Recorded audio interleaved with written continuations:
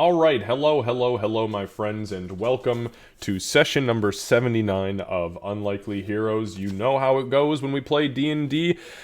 I will not be paying a whole lot of attention to chat, and that's okay. You will all have the ability to chit chat with those of our friends who are in stream right now. And yeah, that's pretty much going to be that. So I just realized that my screen is not where it needs to be, so give me a moment while I change my display capture to number 2. There we go. Alright, now you're looking at the right screen. I don't want you seeing all my important DM shit like the last time we played. That was fucking silly of me.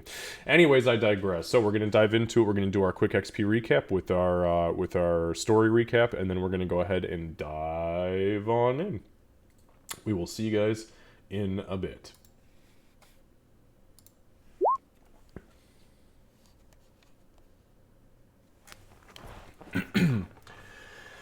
Alright, so session number 78. And we are in 79, but recap from 78. So, you guys had just been introduced to this priest who had given you the opportunity to kind of relax and take a load off, get some of that cream kind of smeared all over you, the aloe or the ointment of sorts that would kind of ease all of the bug bites that you had suffered through the initial journey through the swamp.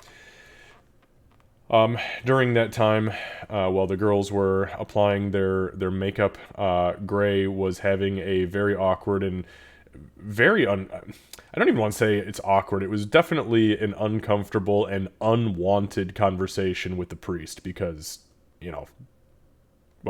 Gray.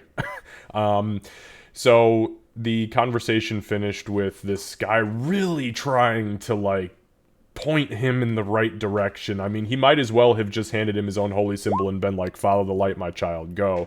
And Gray was not having any of that. At least not much of that.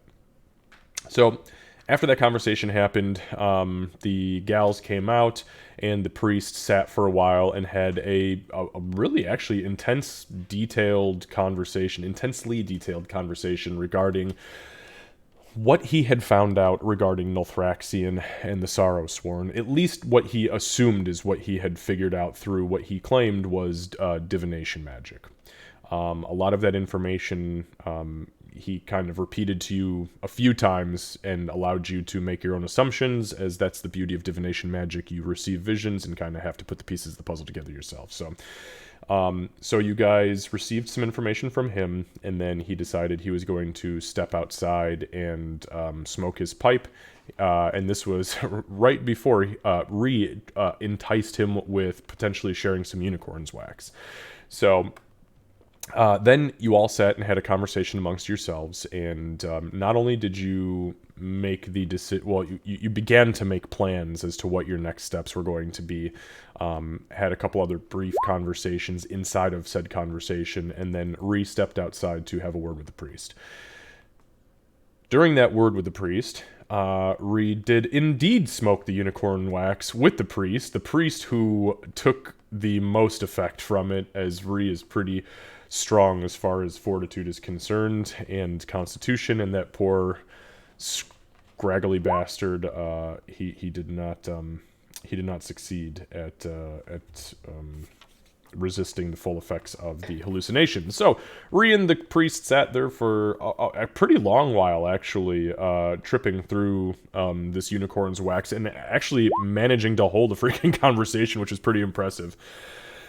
So that conversation ended, and they both went inside, Ree and the priest, and that is when the group as a whole, and Ree had kind of coaxed him back inside because he was like, "I don't really do the lights with this unicorn's wax stuff," but then got him to sell you guys quite a lot of things. You guys stocked up on all sorts of potions and bits and bobs, which was awesome for you, and he wound up selling everything to you at a rather steep discount. So you filled your bags full of liquid goodies and emptied your coffers, and when that was complete, he stepped outside and said, "Okay, I really can't do this light thing anymore. I've got to go." And he said, "If you need to talk to me, I'll be out by this statue," which is where he currently is. You guys then continued the the remainder of your conversation, and at this point made very detailed, at least early tier detailed plans. A lot of it was, we don't separate, we scope the place out, whatever we do, we don't leave each other behind, we always separate, and if we have to run, we get the fuck out of there. And then that was that. The only other thing that happened was that is that Doc created a magical flame, a continual flame for Aurora, which is this beautiful bright hue. By the way, I had the dimensions wrong on that with the light. I had it at 60-foot radius, and I was like, what the fuck torches am I utilizing in my games? That was not it. It's only 20. So this is the new appropriate size. It's this 20-foot light. And yeah, you created this magical light for her so she could see if she needed to. And that was that. We left off there. So we are, and I believe you had all collectively decided that you were going to essentially rest and just kind of chill throughout the rest of this day, prepare yourselves through the night, and then tomorrow morning, which would be the 11th of Jury, you would begin to make those next moves. So, with that being said, we are picking up at a kind of like a hybrid going into the afternoon. If there's anything else you guys wanted to do prior to this long rest, you're more than welcome to. If not, we will expedite said long rest and move towards the next day. But, for the time being, we are still on Sunday, the 10th of Jury, and we're calling it about 5 p.m. So, any questions, comments, or clarifications on my end? All right, perfect. So with that being said, you guys all earned, because it was a very RP-heavy session last time around, you all earned 1,000 experience points. Excuse me. Which puts Aurora at 50,744. Gray at 51,506, and the remaining two party members at 53,574. Just as a reminder, you are all level 9 at this point, and reaching level 10 will require 64,000. So you guys are actually, Jesus, you guys are actually creeping up pretty fast, aren't you? Okay, so that is that. If there's no questions, comments, or clarifications, and we will step into game. Allow me to turn the Mushroom Forest music back on so I don't deafen myself. Turn it down just a hair. There we go. Alright, so it's about 5 p.m. Is there anything anybody would like to do at this point?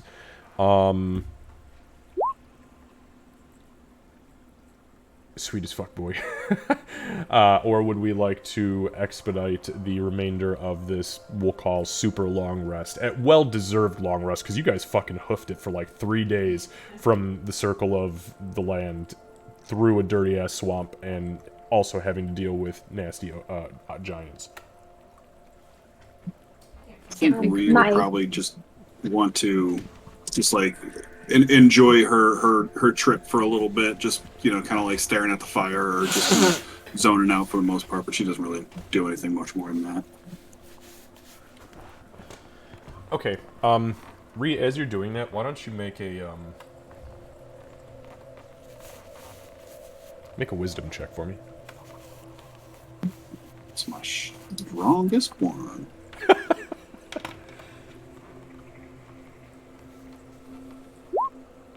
5. Okay. 5.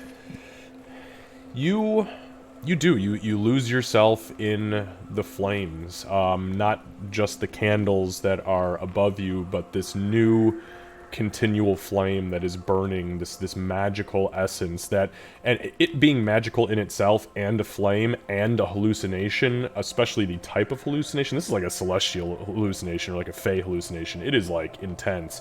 These flames flicker into literally anything your imagination. As soon as something comes to your mind, it materializes in the most fanciful form, wearing top hats with fancy bows and long jackets, and, you know, goblins dancing out of the flames, Gray, his beautiful face materializing before you and smiling before, you know, little fingers and hands give you a boop on the nose and almost takes you, you know, completely out of it.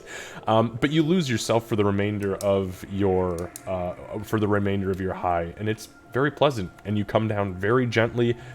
Nothing terrifying lashes out at you. Thanks for the drugs, Gray. Oh shit. Welcome. Aurora, sorry, Aurora during this is going to, I don't care how safe that we're supposed to be in here, she's still doing at least half of a watch. And before she sleeps, she's going to do the primeval awareness again. Because, yeah. Okay. So primeval awareness. You activate the primeval awareness, and you sense... Give me one moment to pull my map up. We're only in 1 mile. This is Yep. definitely not favored terrain. No.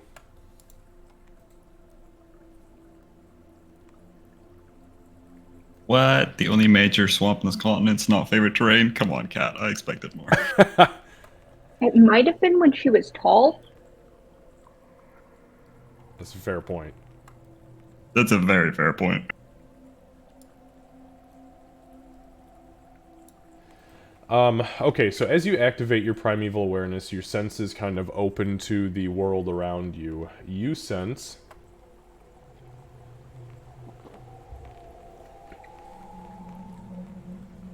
Celestials, dragons, and fae.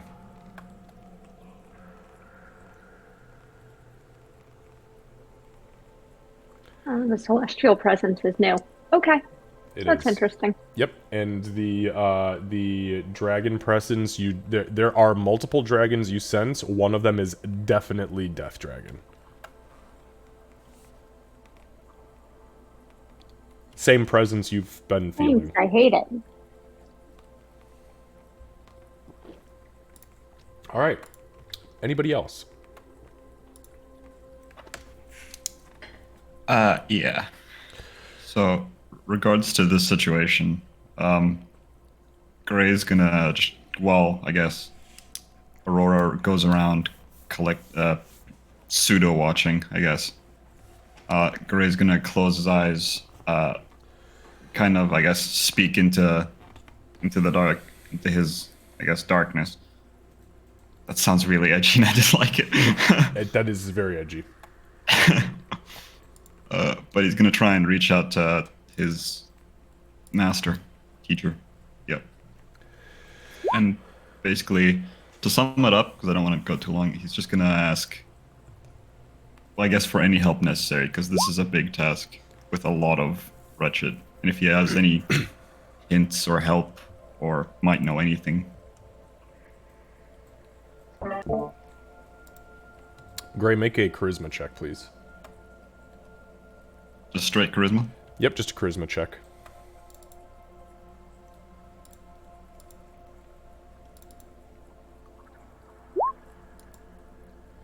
It's a good fucking charisma check. I got concerned because it really looked like it was going to turn over to a 4.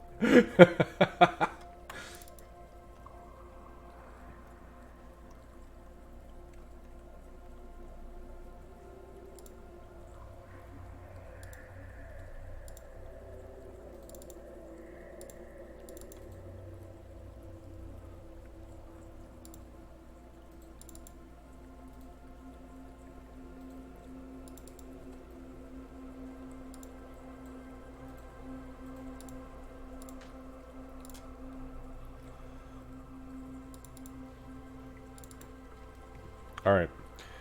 So, Gray, you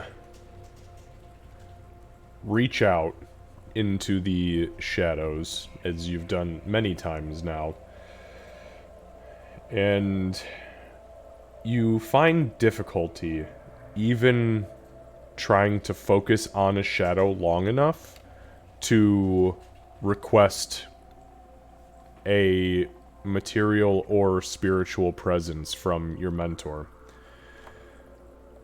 You find it eventually, but it takes a good 35-40 minutes of you just watching the shadows dance on the wall against the licking of the flames that are casting said shadows.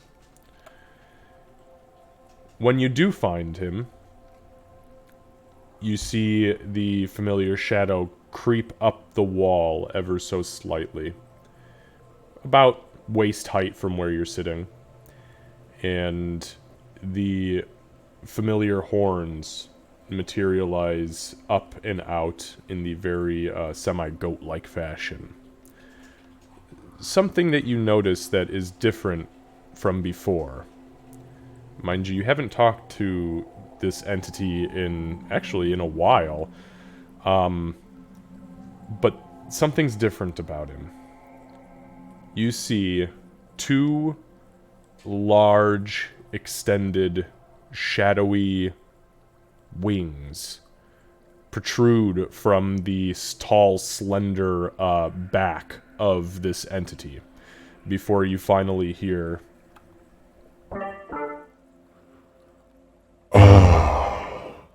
Hello there, Mr. Gray. I thought you'd forgotten about me. Never. Like the new touch. you see the head of the... This is all mentally, by the way. Yeah, no, I always assume this is 100% telepathic. You see the head kind of turn to the left and right, and then there's a very casual shrug, and then he says,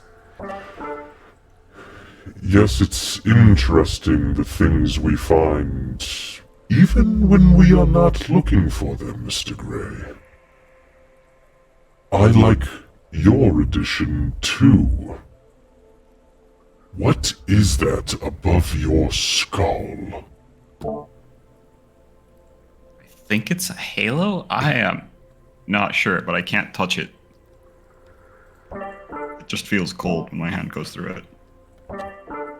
Well, thank goodness for that, Mr. Gray, because it is hideous. So absolutely hideous. If you sprout feathery wings from your backside, I may have to put you down.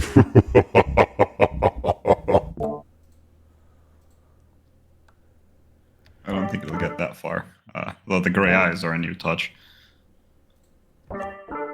Yes. So, what do you call upon me for, Mr. Gray? Well, originally, we've come across what we believe is the final spot of these Fellsworn.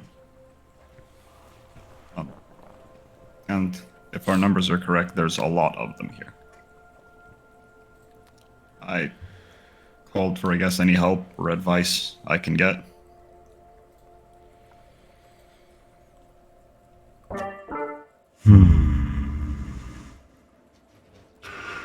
Twould seem there is another dripping advice into your ears nowadays, Mr. Gray.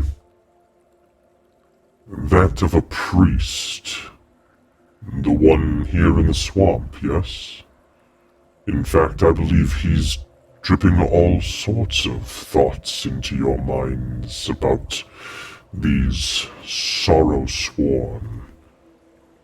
This creature, whom he claims, anyways, has some sort of connection to them. This Nolthraxian, yes? Yeah, he claims that they're, I guess, what's left of his mind, and he's sheltering them. They're fragments of it. Interesting. So it would seem the creatures who stole the Sorrow Swan from the Shadowfell may actually be our story's villains. Oh, how the tables have turned, Mr. Gray. They wrapped you up, the loner wrapped in darkness himself, and pitted you, branded you the villain. Look at them now. The Celestials are the cause of all of this turmoil the entire time.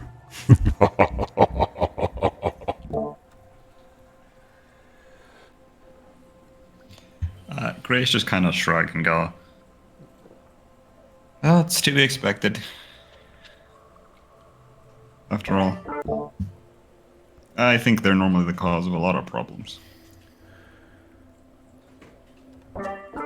I'm inclined to agree with you, Mr. Gray. I will give you one piece of advice this day.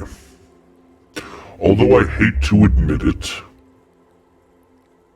the priest is correct. This entity, Nothraxian, clings to these entities as if they were its young, because from it did they spawn. Through its mind and magic that was innate while it was gold, this creature grew sickly and bold, and cast the shadows out into the fell, before the Celestials came and raised hell. Mr. Gray, this dragon is to be feared. It is very close to breaking through your plane of existence atmospheric barrier, and it grows angrier by the minute. There are 4 cracks currently above your position, and I fear if you don't move with haste, it will succeed at what it wants, which is to get to its children. Right. I will let the others know. Also, do you know what happens when we slay these creatures? Does it matter if we banish them? If they kill them, do they just go back? I feel like if anyone were to know, I suppose you would. You are too kind, Mr. Gray, but you think too highly of what my mind is capable of mustering. I am not from the Shadowfell, so, to be completely honest with you, I'm not entirely sure what happens to these creatures once you've slain them. What I can tell you is that the dragon I see on the exterior of your plane of existence winces and weeps and screams with agony for every one of its children you vanquish. I fear that regardless of whether or not you kill the Sorrowsworn or not, that dragon will come for you. For you all have the taint of blood, the blood of its kin, the blood of its being upon your backs now. I could be wrong, and for your sake I hope I am, for shadow dragons are fearsome creatures.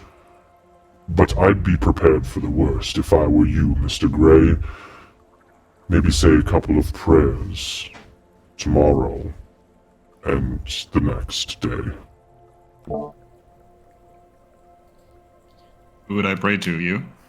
I don't think you want prayers. If you pray to me, I will tear the halo from your head and make you consume it, Mr. Gray. No, no, no. I'm no god. I'm simply a friend, Mr. Gray.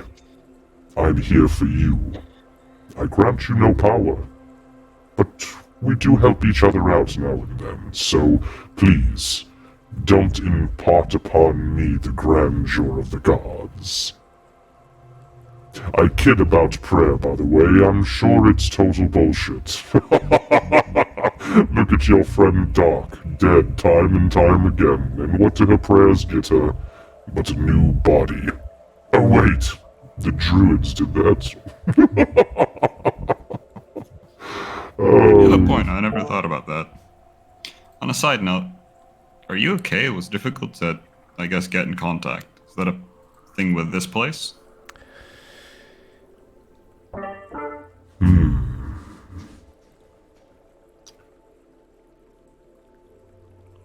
Mr. Gray, you are changing. The closer you ascend to the light, the further from the shadow you become. And I, a being of shadow, cannot exist under the density of celestial light, and that's okay. Friends come and go like the rise and descent of the tide on the sea. But I'm not going anywhere quite yet. Just find a happy balance. Maybe, I don't know, murder an old lady once in a while to keep things fresh, and you'll see me more often, I'm sure. I kid, I don't condone murder of elderly women. Maybe middle-aged, but not elderly. Ooh, Mr. Gray, that halo brings out the darkest bits of me. I must go now before things get very strange. Take care of yourself. See you soon. It's either good news or I'll be seeing you in person. Well, let's hope it's not the latter of those two options. Take care, Mr. Gray. You as Into well. the shadows I Stay safe. go. And it is at that point that the shadow, the wings kind of collapse around this figure, creating essentially what looks like almost a perfectly straight beam up and down as the horns fold inward on itself, and it collapses to the ground, and with a blink of an eye, he is gone, and you feel the presence recede from your mind. I think when he does that, Gray's gonna whisper to himself, "Damn, that's cool."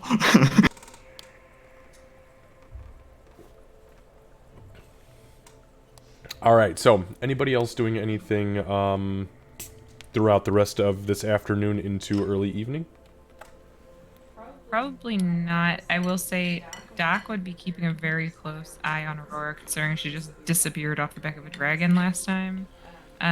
So anything, if there's any shimmering around her or anything, she's grabbing on. Well, there's a lot of shimmering now. There's a continual flame that she keeps staring at and being a little bit entranced by. Yeah, but that one can't hurt her. It's all part of my plan. Which is kind of hilarious, because, like, every once in a while you see her kind of, like, her eyes glaze over, and literally she just puts the flame, like, in her face. And then she kind of snaps out of it, and she's, oh, God. I mean, it's like that. Just like, oof. And you're like, oh, thank goodness I didn't just give her a lit torch. A covered lantern. Right. She does, you can catch her, like, it's a very, I'm not gonna say relaxed, but definitely content. That's what I'm looking for. It's like, it's a smile of, like, happy, peaceful contentment there amidst all of fucking chaos and craziness. And maybe that's the level of exhaustion that she's got. I don't know, but there's a little bit of sappy contentment there periodically. Not that she'll ever admit to it, ever. All right. So, as we progress through the remainder of the evening, you are all fed once the poor priest comes back from the brink of his unicorn wax experience, and you are set to rest. Interesting thing to note, as you all instinctually kind of start to discuss, okay, well, who's going to stay up and keep watch? The priest assures you that there's no need for that, and you should definitely get your rest. As he closes the exterior door, he puts his palm against the door, and he activates a sigil, which burns hot white against the door. The entire interior, wall, ceiling, floor, everything of this interior of this hut begin to illuminate with this golden energy. You actually rise up about 1/4 of an inch off the ground as a magical barrier manifests around the entirety of the structure. Alright, so you fall fast asleep. And for the first time in many, many months, you have peaceful dreams. It is as if something is keeping out the darkness. Perhaps it is the Shepherd of Palor who is currently praying over you and ensuring that for the sake of you and for the sake of whoever may be impacted by these Sorrowsworn and the Shadow Dragon, he is doing what he can to ensure you all get the rest that you desire and require. And it is with that we all awake on Monday, the morning of the 11th of Jury. We're going to call it about 9 a.m. You've all awoken. A very simple breakfast. It's like stewed mushroom gruel with like some sort of weird berry juice. It tastes pretty good. Also, Lucy, just so you know, the 11th, Rosian, your low contact, your gnome contact in Underhill is now refreshed. It has been his 2 weeks. Kind of crazy to think it's only been 2 weeks since you guys left Underhill, by the way. But yeah, that's that. So, or maybe it was 30 days, something like that. Either way, it's still not been too long. I digress. So you guys awake? What would you like to do? Exhaustion? Are they solid? Sorry, what did you say? Sorry, the levels of exhaustion, those are the singular level of exhaustion is gone. I was gonna say, yeah. If you get a full rest, if you have one level of exhaustion, it's gone, and if you suffered more than one, then you just go down one. Perfect. Had too many bad experiences with you and exhaustion. I recently. love the exhaustion mechanic. I do love it. All right. So you guys, you guys are awake. About 9 a.m., the priest drops the barrier. He kind of like says the incantation in reverse, and the barrier fades away. What would you like to do? I think Gray would be in like a semi-rush. They'll probably go to Doc first. And go, look, we have to go, and we have to do it soon. I reached out to a friend, and I got some more info, but I'll tell you on the way. We don't have a lot of time, or things are gonna get worse. Okay. She would start packing up her stuff and kind of look to Aurora to encourage her to do the same. And Like Aurora ever unpacks. Put the key away. So wait, do we gotta go talk to Mr. Trollman, or is that where the darkness is? Do we know where the actual darkness is? No, but I think we're gonna check out the town first. We believe there was a kid with dark veins. Yeah, I know we need to look at the town and where the troll was, because the troll might be the one, the source. But yeah, we're gonna check out both. Now, to be fair, the priest did tell you that the town and the troll, well, where he knows the troll lives, is only about 30 minutes from each other. Right. And they have lived in relative peace for a very, very long time. So just for reference, and that is only, an hour or two from where he's at. So, like, the troll place is on the way to the town, or vice versa? So they are both. So okay, let me pull the map up real quick. I can actually. Or just kind of like side by side.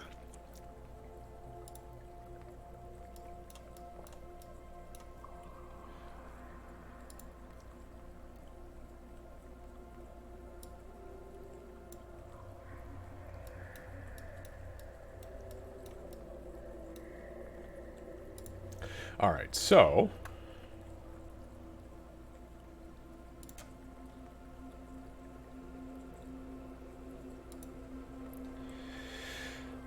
Okay, so from where he is the star with the circle, and so if you travel, let's look at my map.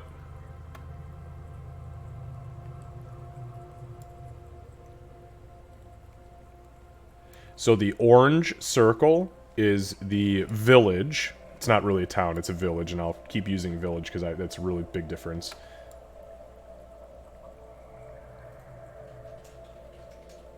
And the little green filled-in dot is where the troll is. So if you leave southwest from where he's at right now, you're shooting. It doesn't matter. You can go north or south, and it's pretty much right along the same pathway. Now the yellow circle at the bottom is where he surmises that crash landing happened.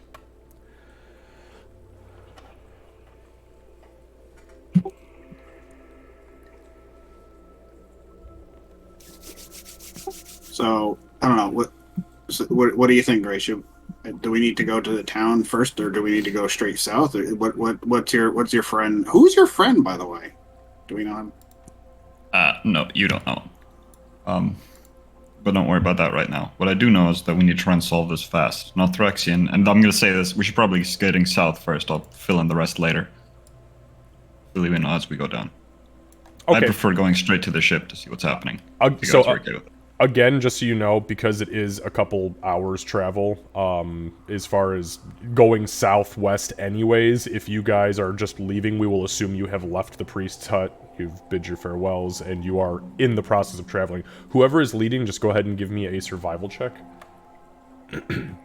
And if somebody is proficient in survival, you can give somebody advantage. Does bard things count? No. Well, you know what? I will help, but I won't be. I shouldn't be leaving this. Okay. Ree will right, lead the she's way. proficient. Then. Okay, so Ree, you can then make it... Sorry, go ahead, Lucy. Okay, sorry, I thought you had something. Ahead. Okay, so yeah, so we'll say that Ree is leading and Aurora is kind of assisting. It is dark in this swamp. Is anybody utilizing light, or Candace, are you going to be leading Aurora? Just for clarification, Aurora, you're the only one with no dark vision, correct?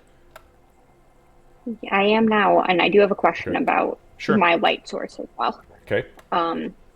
Does the key have like a hole at the top of it where it could be like put on a strap or similar? Absolutely. Yep. Okay. In that case, that key I'm going to put on the same chain as the what I have in my inventory is the birthday pendant of memory. And it's going to be tucked under my armor unless I, need it out for something. That way it's not shining light unless I need it, but it's accessible. Sure. Sounds good. I thank you for that clarification too. And Doc would lead. If she's not going to have the light out, Doc would lead Aurora. Aurora's going to ask the group if they would prefer to travel in darkness. We don't have to worry about the cackle fever, but that doesn't mean it's not going to be a miserable trek. Oh, it's going to be terrible. I trust you, Doc. If you want to deal with leading my clumsy blind ass, then I will follow. All right. But when you start shooting, do try and light it up first, please. All right. So Ree, go ahead and give me a survival check with advantage. You. Ooh, nice. Oh shit, that's really nice. All right, so you managed to find... Actually, this is an interesting thing, Ree. You are sick and fucking tired of sloshing through swamp and bog water. And you find a spot where you pick up a couple of dry patches, and with Aurora kind of like pointing out and doing like this weird like she's like keeping her body straight but putting her foot out in front of her and giving like these soft taps, and she's not seeing anything but she's listening for the squish. With her assistance, she eventually leads you on what is an elevated, not necessarily a trail, but it is an elevated portion of this swamp that is dry for all intents and purposes, comparative to the 2.5 feet of bog water, and you start fucking hoofing it. About 30 or 40 minutes into the trek, you, being able to see in the dark, pick up on footprints. You would immediately recognize they are humanoid footprints, and there is a lot of them, including wagon tracks, or at least some sort of, maybe they're just carts, but you don't see any animal or beast of burden tracks, just human, or humanoid. And that's when you put two and two together and realize this is probably the trail that these villagers more than likely take to get to the priest's hut without having to deal with the water. So you have found the good trail. So, but you can do with that trail what you will. Wherever you guys are going, you just let me know. Oh, good. Yeah, I think this is the trail that the villagers, or the whatever, take to get back and forth. Do we? I mean, it looks like it might be an easy trip to the village from here. Or do you still want to go south all the way to the gloom and doom shit? To be honest, I'd prefer we just head to Doom and Gloom. We did give our word that we would check on the village sooner rather than later. Do we necessarily want them behind us if there is a threat there? Fair point. I guess we can check it out. Yeah, we didn't think we needed to stop at the circle, and look what that got us. So it's probably not a bad idea. Well, we'll try to make it as quick as we can, Gray. Okay? That'd be for best. And then I guess as we go to the village, 'cause I guess that's the consensus. Gray's just gonna basically relay the information that he got, such as Nulthraxian having 4 cracks and is trying to break through. And it's gonna kind of, to Doc specifically, hammer the point that it'll probably come after us anyway, banish or not. So it's kind of pointless to banish.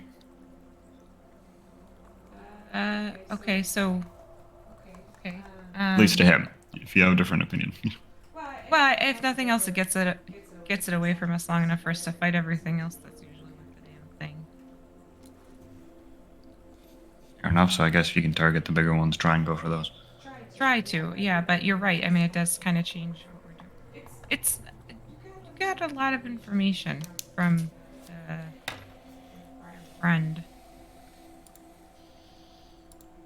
They're very knowledgeable. Honestly, it's Okay. more than I thought I'd get. And we can trust this friend. Absolutely. Okay. She.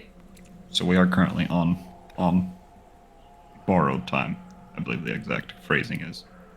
Oh, that's pretty much all of life. But yeah, we can move a little quicker. That was the most fucking priest thing I've ever heard out of you. We're all No on offense, but I borrowed don't- time, aren't we? I don't think life sends death dragons after us. No, that's Normally, at least.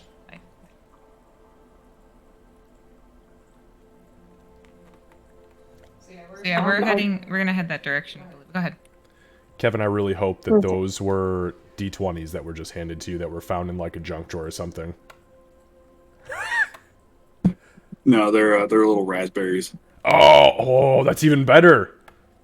Can't eat D20. Well, you can, but it's Fresh. not advised. Yeah, you can eat it once. Yeah, neighbors had a bunch of bushes in their backyard, so. Awesome. Awesome. Awesome.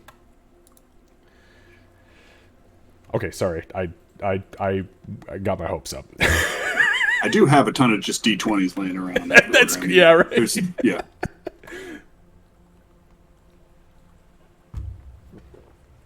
All right, I so hope the berries are tasty.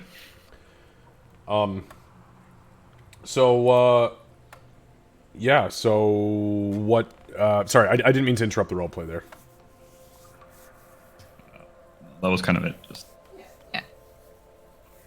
Okay, so then we're Aurora, oh, sorry, sorry, go ahead, Aurora. now I'm cutting you off. Aurora is going to see if her own little voice has any advice about preventing a dragon from coming through potentially planar cracks and devouring us. It's a little dry because of her request, because she's a little grumpy at being led blind, even though she's trying to be good about it. You make a charisma check. Actually, no, make an arcana check. All right. Okay. Hey, you built your character. I didn't build your character.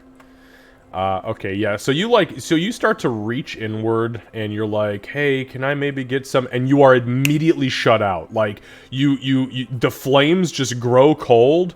The white scales, you feel like them physically grow cold for a second, and the flame just refutes you. Okay. She will not press the issue. Externally, her steps are probably she's going to stumble for a step, but then just if Doc says anything about her, just kind of brush her off. And yep, she's yep, not touching that one. Not touching that one with a 4-foot pokey pole. You still have the stick, right? I think Reed has the stick at the moment Oh, Reed because my has the hands stick, are being okay. held by a Doc. Touche. All right, so where is the location you guys are going? Are you guys going to Troll territory, to the village, or to the potential crash site? Probably the village, right? Just because it's probably closer, I assume, to where we are. Yeah, because we promised the priest we'd check it out. Yeah. Okay.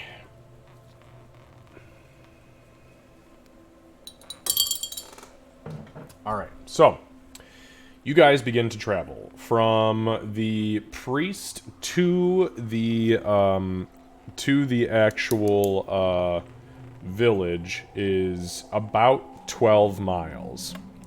However, you guys are moving through swamp, which means that you are moving at half pace. However, Reason at 20 on survival found the path that allows you to move normally.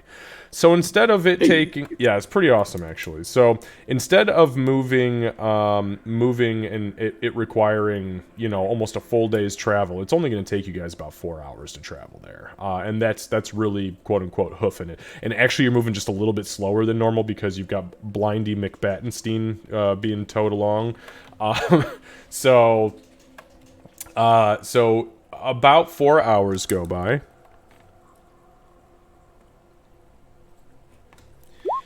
And you guys begin to, Ryu specifically, begin to really notice the tracks are getting heavy. And give me one more survival check, please, Ryu. Okie dokie.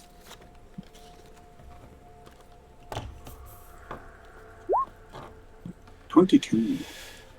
So you pick up another set of footprints, and it's you see them. So you guys are running from northeast to southwest along this trail. You see, cutting up and over the trail, and like, so it kind of comes up probably 3 or 4 feet, almost like on an embankment, and then it goes back down 3 or 4 feet into the actual swamp waters. You see a set of footprints about 50 feet ahead of you coming up and out of the embankment that are much larger than humanoid, and then going back down on the other side, but kind of cutting a trail through the reeds of the swamp and like cutting back around towards where this village should be-ish. You progress another 50 feet or so, getting closer to it, and then ahead of you in the darkness, your dark vision picks up another like 3 or 4 sets of the same types of feet. When you look down at the feet, you are 100% confident that these feet are lizard folk tracks. And you have seen, at least at this point, there's one set right in front of you and another 3 pretty much on top of each other, another 40, 50 feet down the road from you. Would I be able to tell how fresh any of the tracks are? Like how fresh maybe particularly the lizard folk, but also the like humanoid tracks? Sure, absolutely, especially with the 22. So you're so the humanoid tracks further back, it was harder to tell. But the closer you've gotten to this village, it's easier to see that they're probably a couple of weeks old. They're set in the dirt and then kind of crusted over. And that rings pretty accurate with how long it's been since the priest told you guys he had seen any of these people. The lizard folk tracks, on the other hand, are probably 15, 16 hours old. Somewhere right around there. Not even a full day's old. Especially the ones that are cut through the, especially because the reeds have not, they have not righted themselves yet from being kind of like knocked over, which they would have done pretty much immediately. At that point, Ree just stops the group. Okay, guys, I think there are some lizard people around here. I think they might still be here. Can I look around like at the reeds or anything, or like give a listen if I hear anything?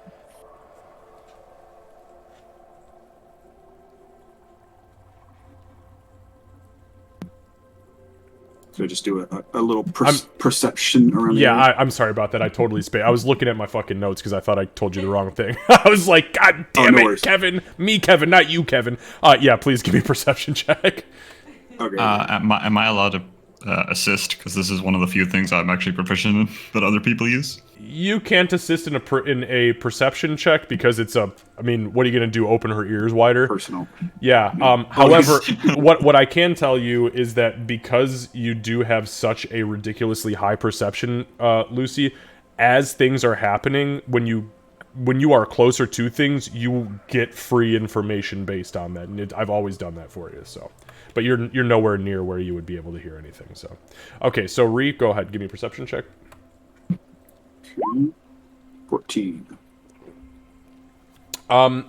You hear lots of frogs, lots of buzzing of insects, but you don't hear anything particularly alarming or out of the ordinary. All right. I'm not hearing them. I'm not seeing them, but that doesn't mean they're not here. Just, I don't know, be on your guard, because they're probably going to try to ambush us at some point. Maybe. I don't know. Okay. Should we try being sneaky? Should we try being sneaky? Yeah, we can try. Okay. Doc, you have another option? Nope. All right, so whoever is attempting to be sneaky, please give me a stealth check. Ree's going to take out her hammer, by the way, Okay. for what it's worth. Yeah. I'm gonna guidance myself. Plop. Squish. Okay. Squat.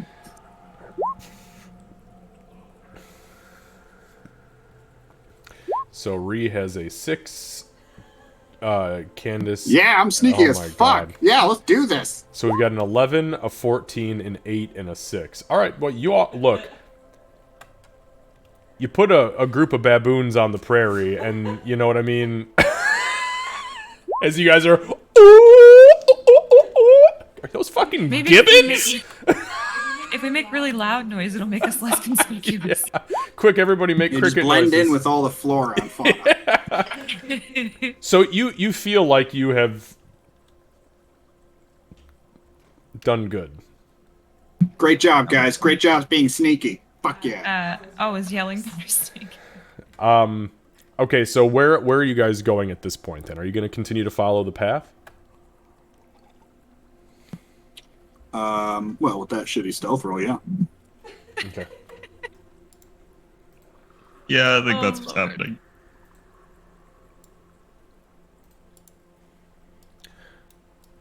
All right, give me a moment.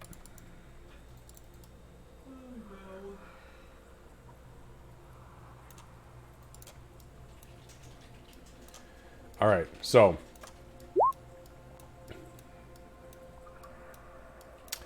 you find yourselves very quickly approaching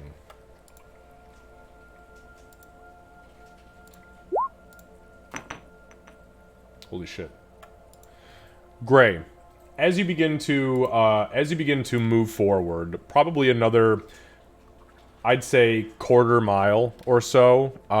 You at this point have noticed a couple more sets of lizard folk tracks move up and over this embankment and then into the swamp. As you begin to approach, what you think is a clearing up ahead, kind of. There's a little bit more dry ground here that you're seeing. Gray, you hear a woman scream in the distance, and it echoes and it cuts through the audible background noise of the swamp. She sounds probably teenage, early 20s, 30s. Obviously, you're not entirely sure of what race or species she is, but definitely female, and it cuts through like, I mean, it is blood-curdling. And it is very quickly muffled as soon as the scream goes off. So, give me one So moment. what I'm hearing is, here's Shadow Man sacrifice number 1. No, I'm kidding. I mean, hey. I don't think that's middle age, but I think it'll work. I mean, fantasy middle-aged in a swamp is probably pretty old, I'd imagine. Right, exactly. Okay, so let's go ahead and shut the... Anyway, I guess Gray would stop and go, I think I heard someone up there. Like one of the They don't sound... No, it sounded... Maybe? That doesn't sound lizard, I think. I can't tell what it is. It was definitely a woman screaming. It's a bad sign. Alright, give me a sec here. I'm gonna go ahead and plop you guys down as you are walking, as you continue to walk.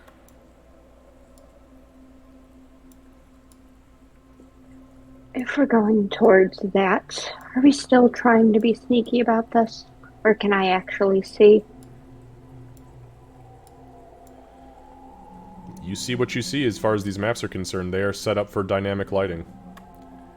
Oh, asking the group if she can I take out gotcha. her light essentially. I apologize. I was like, I don't know what the fuck you can see. I can see everybody's stuff because I'm the DM, but yeah.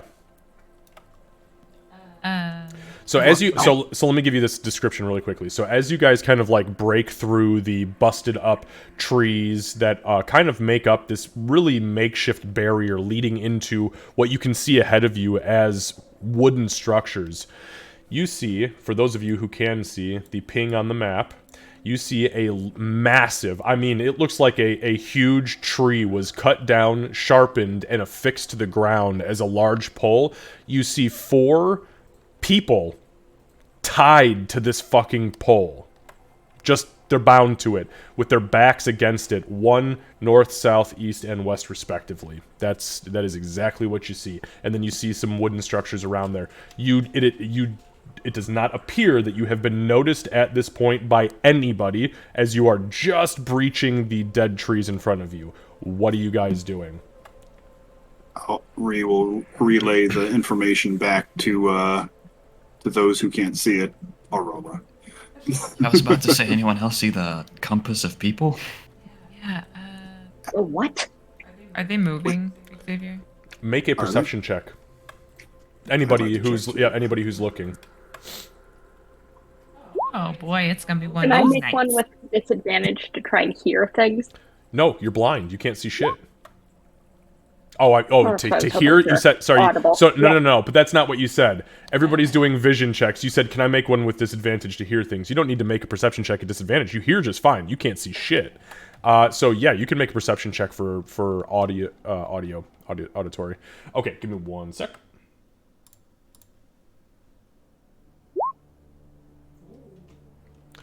Alright, so as you all stop and you begin to look around, Gray, you absolutely 100% see that 3 of the 4 of these people are actively moving.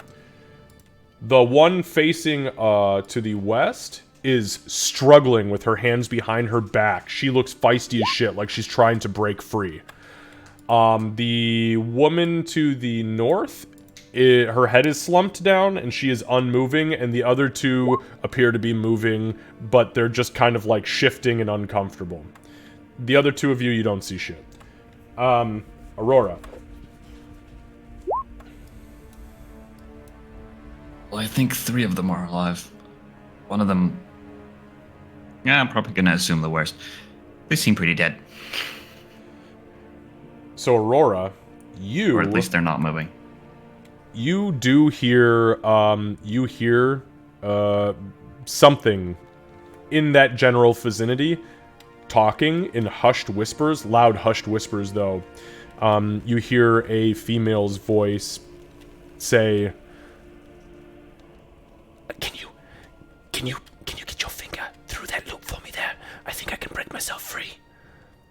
And then you hear a male respond and say, I'm not helping you do anything. If they catch us, they're gonna slit our throats like they did the others. Shut the fuck up and just sit still. With a 25, you also hear a couple of loud but hushed echoes kind of breaking up the monotony of the bugs and the awkward pauses and silence and the frogs and things of the swamp. But it is nothing you understand, but it sounds something like this. Sister Monarch, Sayak, Sister Lavorach, Shekad, Nostraslach. So that's what Cursed Dragonborn sounds like. Nice. What do you guys do? Well, Aurora, since everyone's been making flying jokes, is just going to kind of, as casually as she can muster, be like, well, at least 2 of them are obviously still alive. They're debating on whether or not to get out. And I can hear the whatever they are up ahead more. They're talking, so there's obviously at least 2 of them. All I could hear was rebreathing. Sorry, I got big nostrils. And then it dawns on you, Doc, that whole time while you were trying to scope these people out, you literally just could not help but look at how big fucking Ree's nostrils are.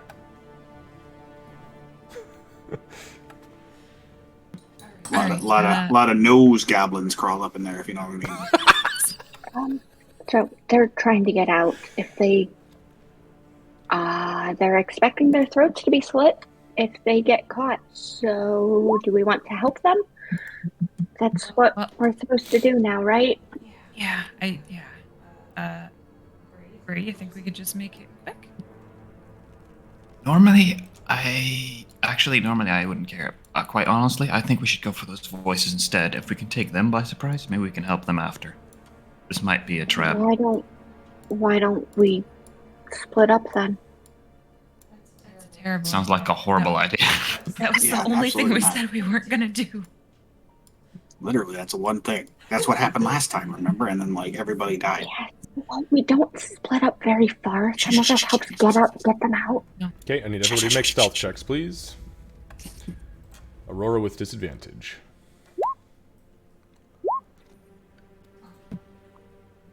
Stop breathing so loud, Ray. Oh no! Oh! Well, shit. It's his halo. Let me grab a beer. He's got a refill That before seems this legit. shit goes down. You I would guys, like what the the record to fuck? show. You rolled really good Actually- for disadvantage. Reese said shh, and you froze. You know, Before that we actually- start, that I'm makes gonna sense. need some sweets. Go get it. I'm gonna go get some cake. Hey, I love it. What a if we're random doing this, dessert, I'm grabbing too. more alcohol. It was my Okay, sister's good. birthday yesterday. It's just what we have. Oh, nice, nice. Well, happy birthday to her. Send me some fucking cake. I want African cake. too. I have some more Reese's. God, no. Are you kidding me? I ate that whole fucking thing earlier. I only ate a third of it. I'm like fighting myself.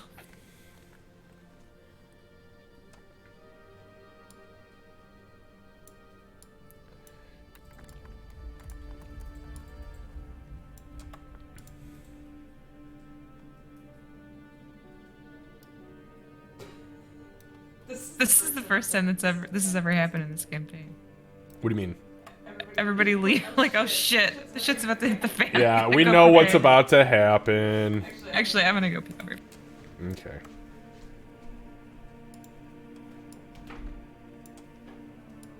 Yeah, I'm able to actually drink again, so I'm taking advantage of that. Hell yeah, do it to it, sister.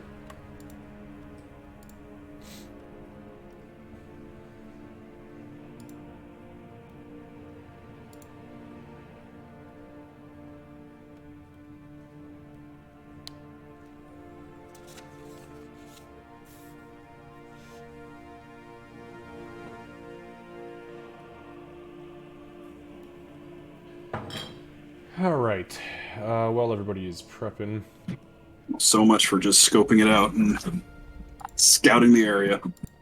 I like to move things around on the map when you guys are active in doing things. Not maliciously, but intelligently. Like, look, hey, if they're I mean, it makes sense. if the enemy's busy doing something and you guys are watching, then and I know you saw it, Kevin. I saw your eyes go, oh shit. It just started creeping into my field of vision. I was like, oh no, here they come. You know, it's funny because I don't have. I have vision for everything, so I can't see specifically whose vision is whose, but I can see when it pops into somebody. So I'm like, somebody saw some shit. Yeah. I synced it. All right. Oh my god, that cake, Lucy, looks so good. Oh, what the fuck, dude? What? Wait, hold on. What's in the middle? Is that ice cream cake? No, it's just I took off one of the sides, so it only has one of the 3 flavors. It's like I just scooped all the frosting off the top and just put it on my plate. That was an option. I was debating it.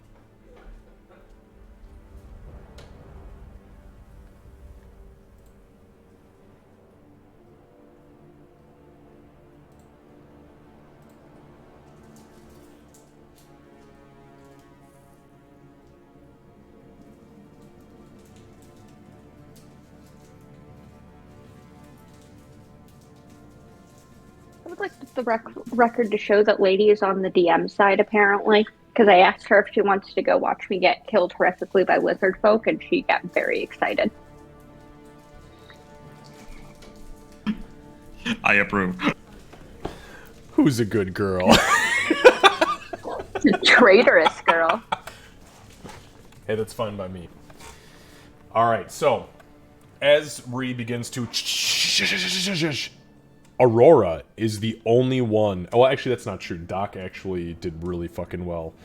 But there is a very light glow from that damn halo. And it is easy enough to hide, as it is not a true physical manifestation. But there's just something about that presence, and as this creature stops, and what you see, those of you who have field of vision right now, and I apologize, I don't know, I think it's Doc and Ree who can see it, but those of you who can see just on the eastern edge here, you see a large lizard man, dressed in pretty much nothing, but like a large leather sash and a huge club at his side, dragging this old man by his hair, what remains of his hair. He slams him hard against a wooden stake, a smaller wooden stake, and begins to tie him up. And as he's doing so, the lizard folk stops, and his head, very owl-like, turns completely 180 degrees backwards and directly at your group. I need everybody to roll initiative. Fuck, I think he saw us. No. I think What sauce? What sauce? Lizard sauce. Yeah, Oh. I can't see it. Yeah, I think you're It's not just my out vision. I think you're just out of range. I can see I think it. so too. All right, so Aurora, we got. I have no sympathy for any of you. I had dark vision.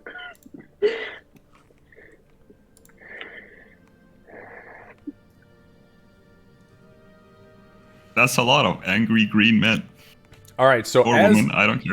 so as you freeze, this thing, you hear it. It makes like this almost like weird, loud, lizard-like barking with a couple of S's and like 7 Z's. It's like, yeah! And it shouts it much deeper than what I just did, as that was kind of like the Chihuahua version. But as it echoes across the swamp, you begin to hear doors, like wooden doors slamming, and like the sound of like tables being flipped and like glass shattering. That's all you know as of right now. Gray, what are you doing? What's going on? Anyone? Oh god, that's right, you can't fucking see. I guess. Does Ree and like Doc look like they're going into battle stance? I mean, would what? be- No, hold on. It's not your turn. You're not quite at that point yet. When you tell everybody to freeze, you kind of drop down. That is the stealth. You are all trying to stay hidden. When this thing barks as its surprise round action and begins to turn around, actually, what it does is it finishes tying this guy to this fucking stake. And as it turns around, Ree and Doc, you would begin to see them start to shift as it barks, but you're not really sure what battle stance would be, as they have not taken their turn and made a move yet. You got the jump, not them. In that case, I guess Gray would kind of just be like, "What's going on? What's happening?" and just be confused, and that would be like my turn. Okay. Because he has no reason to do anything yet. That is absolutely legit, and I appreciate the hell out of that. All right, Ree. Okay, so you said it's not. It's just right now, just lashing this guy to the pole is not like he just barked and then. So it like yelped, and then it took the remainder of its surprise round on you guys since you failed your stealth roll, and it finished tying this guy to the thing. So yeah, it's like it is finishing the end. It's like at the end of lashing him to it. Okay. Are these? Is all this vegetation like high vegetation? Or Nope, is it, you like, can move easy just through it. grass? So for the sake of this map, anything that looks like this is water. That is hard to get through. Anything up here is the same exact kind of like berm that you guys have been walking through this whole time, and it does not hamper you whatsoever.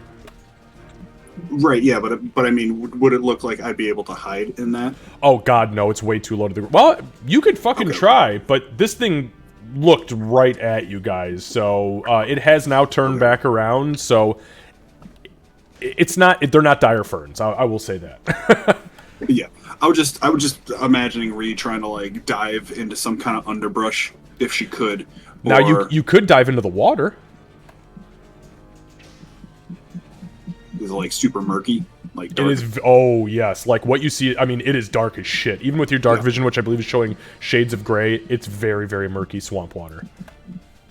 Okay, then Ree would like to attempt to not dive, like belly flop into the water, like, you know, she's kind of gonna try to like slink into the water up here stealthily and hide. Do a hide action. Yeah, go ahead and give me a stealth check then, please. And excuse me. Oh, holy shit! That is a really fucking Jesus Christ. Give me a second. I gotta actually write that down. Wow, I actually have to write that down.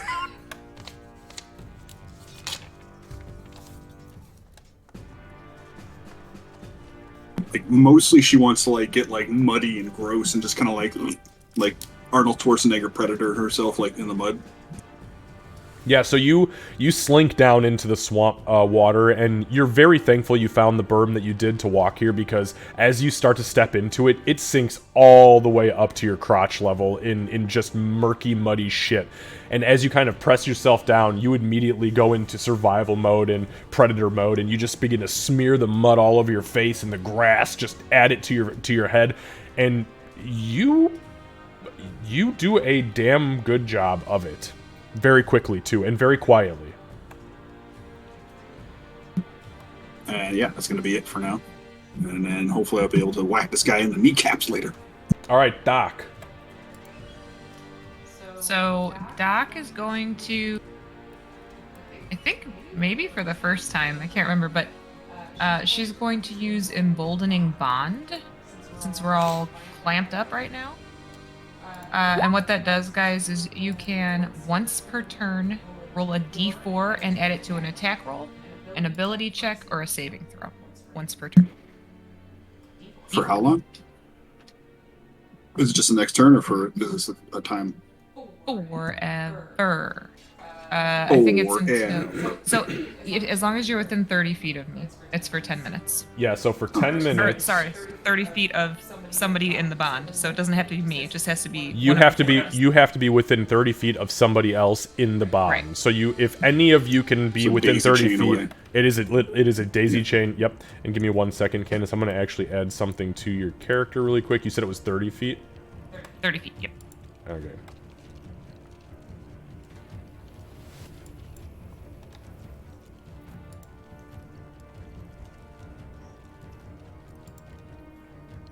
Bam! There's the 30-foot radius. And that is off of... So you activate it, and you choose 4 willing creatures within 30 feet, creating a magical bond for 10 minutes, or until you use this feature. So, give me 1 moment, and then Candace and I have had this discussion.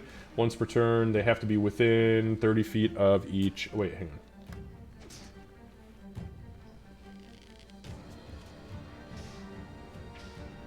Well, any bonded creature is within 30 feet of any other bonded creature. Okay, hold on. Yeah, I guess we all need...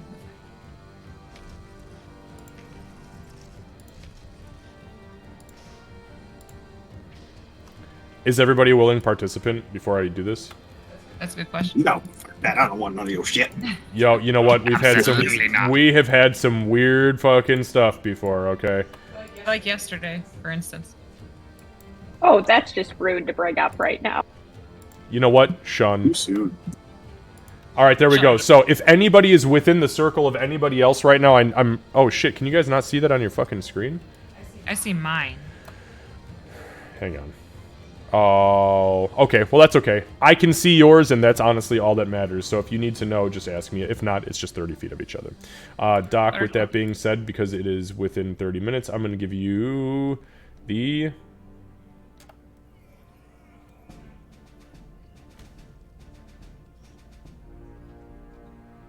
Bam, there you go. So that is your emboldening bond symbol. All right. Thank you. That was your action. Anything else? Yeah, so she will give Aurora's hand a squeeze, and say, "We got to move forward." And I don't know how we want to do that since our turns are separate, but I mean, you can hold your action to move with her, but you cannot hold a move action. right. But you've and I just already used your my action. So, all right, I'll just stay here for now. Okay. Because it's different if she's unconscious and you're dragging her. You know Right, what I mean? right. Or Yeah, I if can't Kat drag says, I'm going to just give you my turn, and you just pull her to a certain point and say, stay put.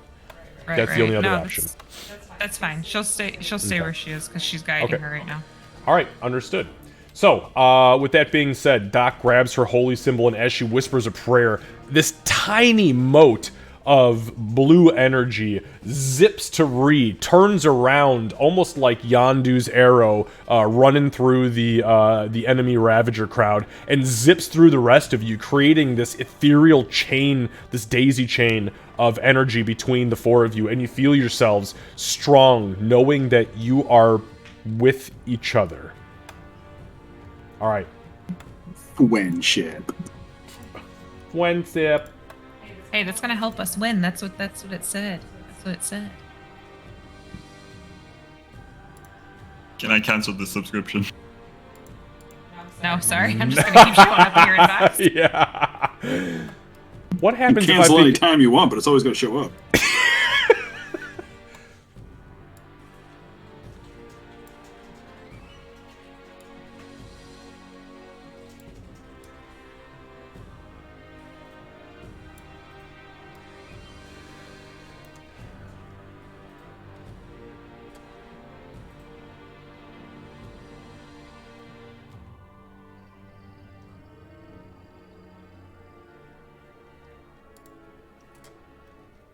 Alright, bear with me. I'm just getting some speed things here.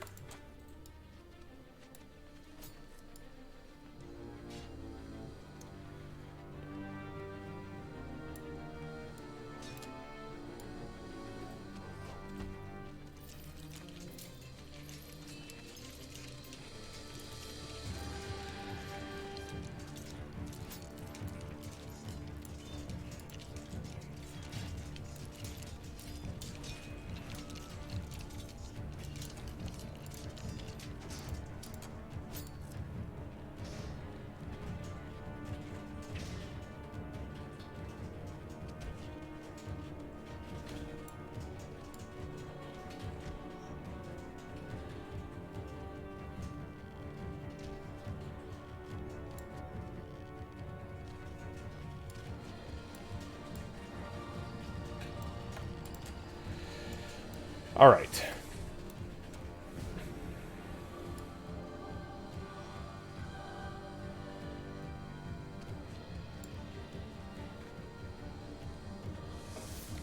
All right, so these three lizard folk, so this one is not going to get to do anything because he had a double move to get to where he was. As these things become visible to you and you guys begin to see them, there is something interesting that you notice about them. Their veins are glowing purple through their scales. And some of them have little tiny purple pinpricks of light in their eyes. This one right here, and this one right here.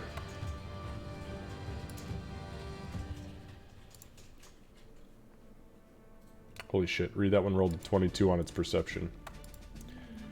But it is instead going to throw its javelin. Both of them are throwing their javelins at Doc. So, bear with me for one moment. Oh, if they're gonna die. Well, we'll see about that. Come on, not you don't part even of know our the pod. javelins are there. She's about to. So I very much about. So as they rear back and throw these javelins very savage in fashion, just kind of yeeting them up as high as they can, both of them come crashing down, one with a splash in the water from the north, Doc, as it misses you, the other one flying overhead, narrowly missing you, and narrowly missing Aurora. You hear it crash into the trees behind you. There are things throwing things. Aurora. Okay, first things first, for my environmental, let there be light.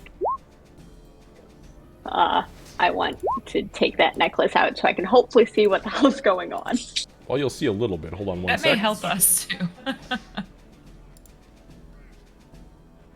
I know it might make us a beacon too, There you but go. I can't do this. That is what you can see, Aurora. That's the Oh, torchlight. I was expecting Nope, 20 there's feet. no dim light That's after 20. that. Give me a second. Did it not activate my fucking dim light? Hold Nope, on. all I can see is bright light. Hold us the on, dim hold light, on, roll hold on. 20. Oh, there it is. Nope, I have to turn it on afterwards. There you go. It's 20 and 10. Okay. Let me. And then that looks like a Ree. I should probably not attack Ree. Okay.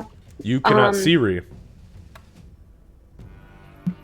There it is now. Yeah, It's she's the still first there. time I've seen literally anything on the map at all, so I was But making just, sure it wasn't just, a lizard no, thing. just, oh, I got you, yeah. Just so you know, no, you don't see Ree. Your passive perception didn't trigger because you couldn't see her when she hid. Yeah, nope, that's fair. Well, Doc told her to move forward, so she's going to move forward first. Um,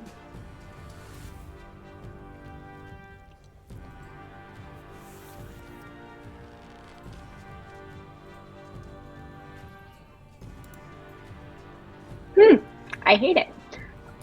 We are going to bonus action to make. I'm assuming they're holding javelins or. They're look they're like reaching in. just Yeah, they've got like these quivers, these long, like kind of like nasty alligator hide quivers on their back, and they're pulling javelins, which I honestly are just sharpened rudimentary spikes out of their backs.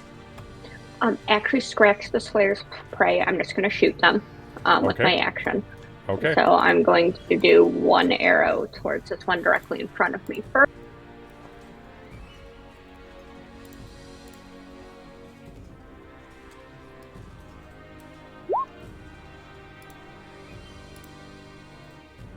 "17. So you rear back, and as you rear back, you just instinctively essentially from the hip fire, not even drawing that bow all the way back.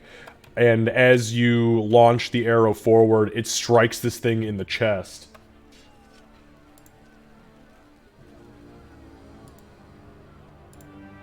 Okay. We're going to send another arrow immediately after it. Okay. Same one.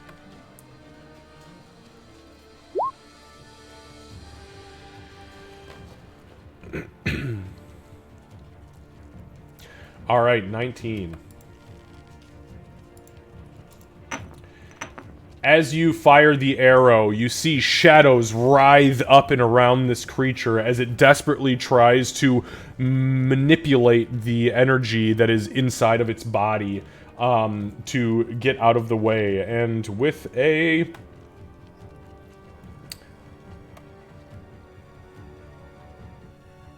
And with a roll of 79, the arrow passes through it and flies off into the distance. Okay. Now, Aurora is going to be operating entirely on instinct here. She's going to use a sorcery point to turn a spell into a bonus action and throw that as well. 2 sorcery points. Okay, so you use your action to take your 2 attacks, because you have multi-attack, and then Yep. you're burning, so you're going to use your bonus action to burn a spell slot for sorcery points? Is that what you said? Nope. I can just use 2 sorcery points because I have 3 to turn a spell into a bonus action. With the Yeah. Yep. So Sorry, maybe- I miss. So just tell me whatever your meta magic is. I know the meta magics, but when you explain it kind of backwards like that, it's called quick. It's quicken spell. Thank you. I was trying to get to it and I couldn't find it. No, it's okay. It's okay. Just that's fair. I was like, wait a minute, what the fuck is she trying to do now? What are you doing? I was looking at my spell. It's not at my meta magics. I do the numbers. I was No, figuring out what I was. yeah. I was figuring out what I was doing. So and you so we're okay? going So to throw a you spell then. so you fire both arrows as your action, and then you as your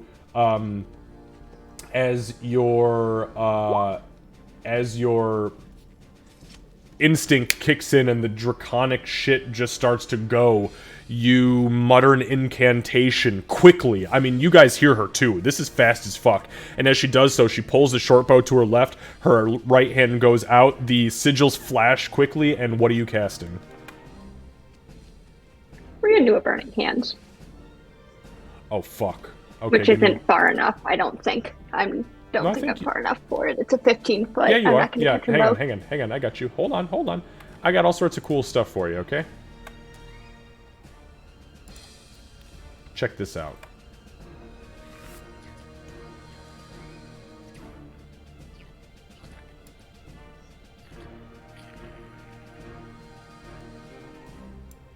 Boop. I think you got that just fine. Now, with 15, unfortunately, it does look like they're going to be too far to nail. Well, what was your speed? What is your speed? Mine's at 25. 15, 20. So you moved exactly where you needed to be. So this guy is in perfect range if you want to hit him with the burning hands. Yep. Because All right. We're gonna do that. Perfect. So you mutter the incantation, and as the hand comes outwards and finishes the final sigil, you retract it to your chest. As you do so, you take a breath in, and as you breathe out, you fan your fingers forward, and as the spark from your hand ignites, as the spark from your tongue ignites the flames, the gas spraying from your hands, it washes over the lizard man in front of you. So that, give me a second to roll the save. That's really good fucking use of sorcery points, by the way. I should have done it on a scorching ray, but that would be if she was thinking about it and not just doing it purely off of let the fire go. Yep, 100% agree. It's a dex, isn't it? Dex save. Okay, give me a second. Ooh, God, wow. Why are these guys not good at dex saves? Oh, because they're good at con, never mind. Nope, I rolled a 5. 14 points, holy shit.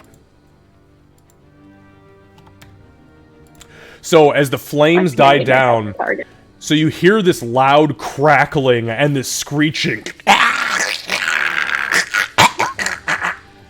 As the flames die down, this creature is literally on its knees with a javelin holding it upright, and it's blinking. Its eyelids have been completely singed off, and one of its eyes has burst from its head. Its tongue and its teeth are hanging open, and it's just barely alive looking at you. Anything else, Aurora? She's just gonna lean forward a little bit and say, "Don't throw a javelin at Doc. That's just a really poor life decision." And that's it. Alright, so from the north, you guys hear a very loud, like the wall of a wooden structure being completely fucking blown out. Suddenly, a lizard folk, the size of a fucking hill giant, an ogre, arrives, running through the alleyway down towards you. It jumps, leaps into the water, and begins to run across the water. Give me a second, I gotta do some math here. 1...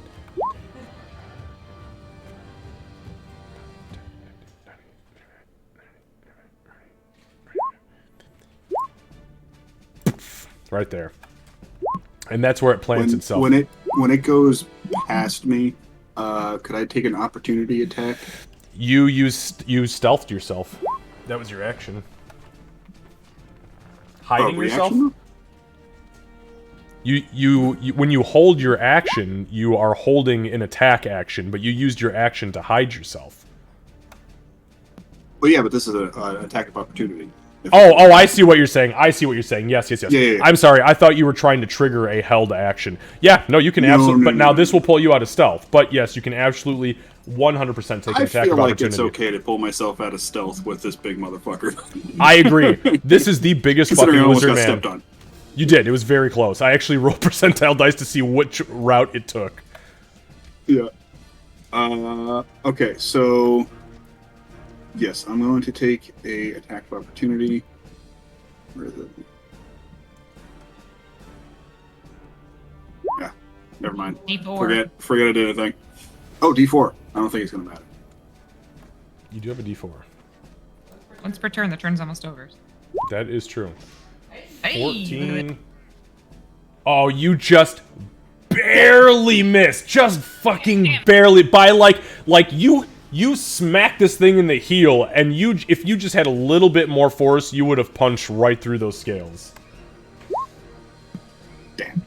So this thing doesn't even look lizard folk in nature. I mean, it is clearly a lizard folk because it's got the fin and all that, but its scales are this dark, hardened blue. And and they're dense like armadillo hide, as opposed to like flimsy lizard folk scales. And it is a walking beefcake fucking monstrosity of a lizard creature.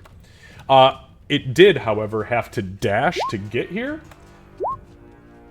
so it doesn't get any more of its turn. Give me one moment.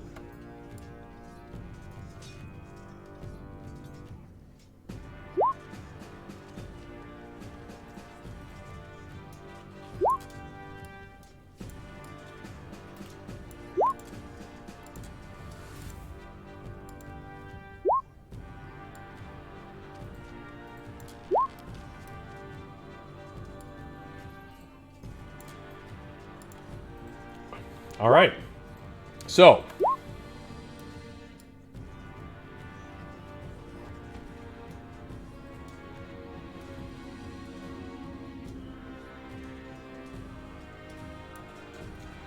you see another lizard folk move, kind of like kicks this woman who is trying to free herself to the side as it's moving around her. Gets to where it is, and then it kind of stops and kind of like looks out. Now this one looks a little bit different too. As you guys look at it, it's a little bit taller than like the guy who just got roasted with burning hands. A little bit taller, a little bit more put together, and has like shitloads of bone ornamentation, necklaces, piercings, rings on its fingers, and it's actually wearing boots. It's got a belt with easily 24 pouches and like open, what I would call like open pouches. They're almost like a wooden rimmed pouch that just sits completely open with nothing closing it, and different like weird dusts and dirts and shit. But it does nothing else besides that. And we bring it back to the top of the round, or excuse me, to the top of the turn. With the turn, or with the round being done, everybody now has their refresh back. Gray. Yeah, Gray's like, I've been waiting for this day. He drinks his invisibility potion, just fucking runs into the woods. I've been waiting for that day. Invisibility. Screw that up. Dimension door. Oh, that's right. I'm out. We don't leave each other alone. Pew! Yeah, You guys got this. Disappears. No, I do actually have a question, because it's a bit difficult to measure. Okay. If I move here, would I be able to be within 30 feet of this lizard folk? 5, 10, 15, 20, 25, 30. Exactly 30. Awesome. Also, that's kind of annoying, but is there a way to turn my character without it snapping to the block? Like my line of sight? Oh, I got it. Never mind. Yep. You can just That press way. Alt. You do that. It is literally just Alt. Yep. That's the thing you do. We did it. Okay, and also I want to know if am I within 30 feet of this lizard folk as well, because it's difficult with the blocks. 10, 15, 20, 25, 30. Exactly 30 feet. Okay, awesome. 1, 2, 3, 4, 5. I will be casting Bane. Just give me a second so I can see which level is necessary.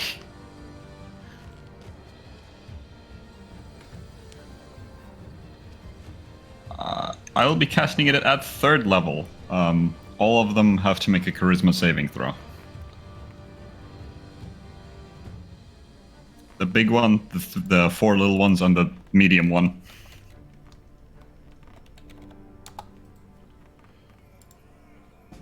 All right.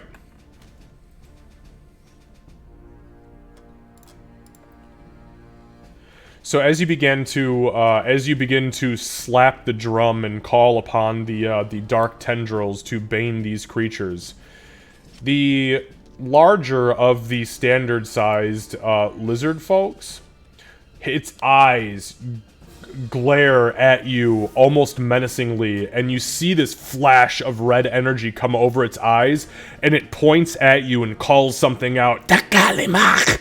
And you feel your fingers bend sideways as it counters your spell.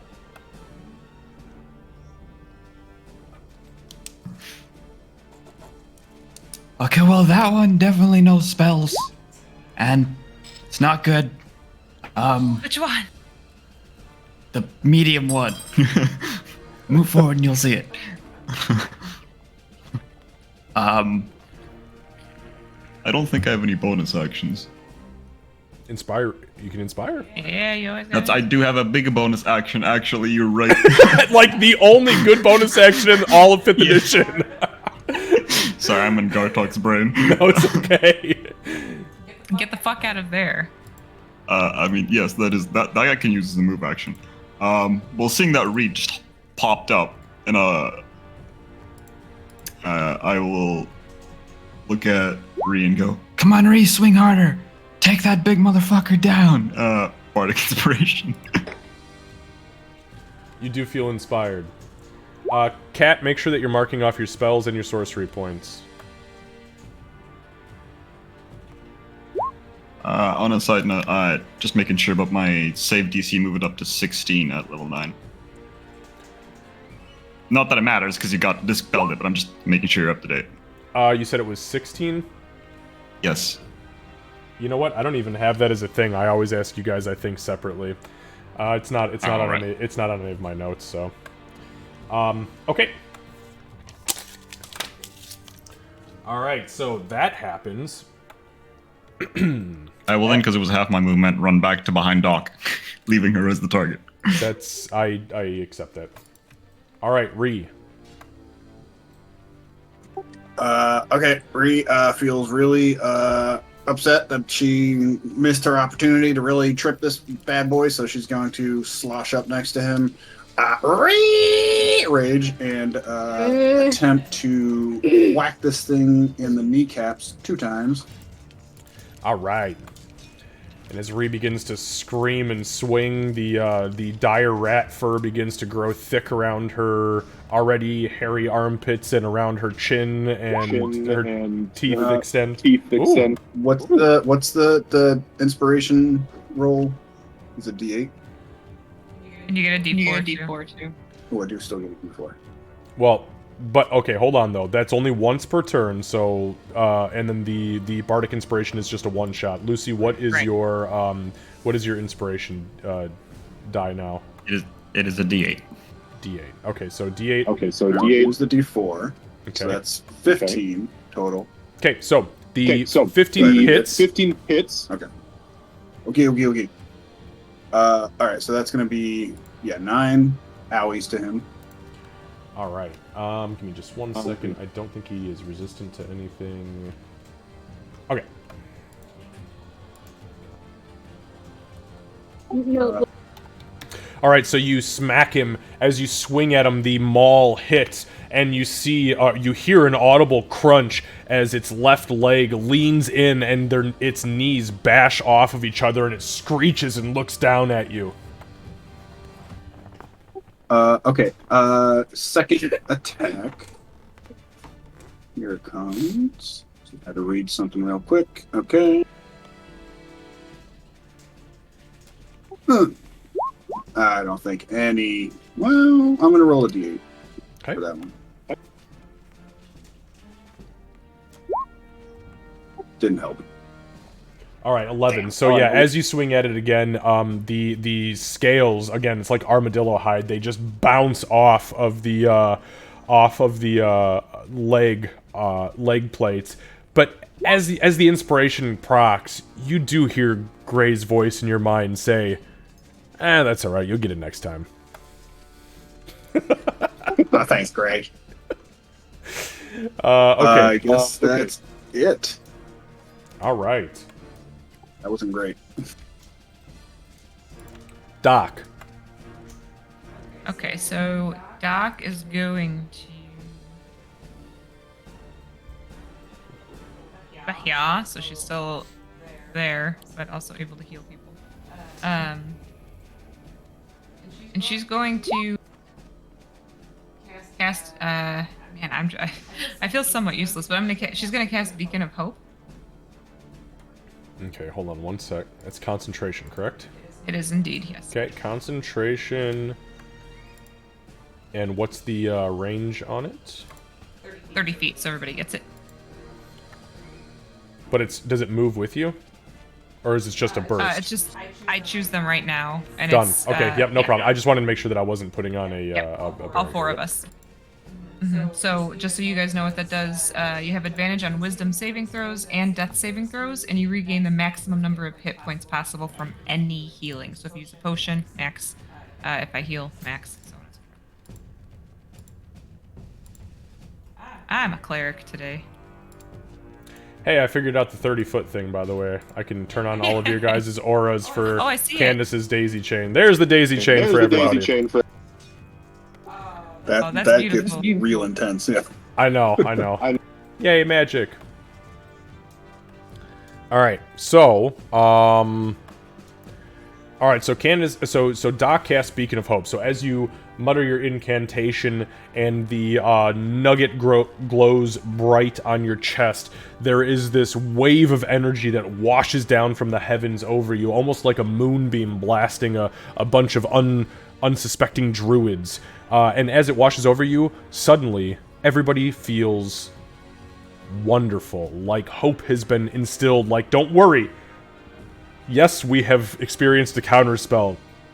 Yes, this is a giant lizard man. But we will prevail! Say it with me! Okay, so, Doc, what does that do exactly? Why are you leaving me? So we get advantage on wisdom and death saving throws, and then when I cast healing, you take max regardless, so I don't even have to bother rolling, you just take max heal.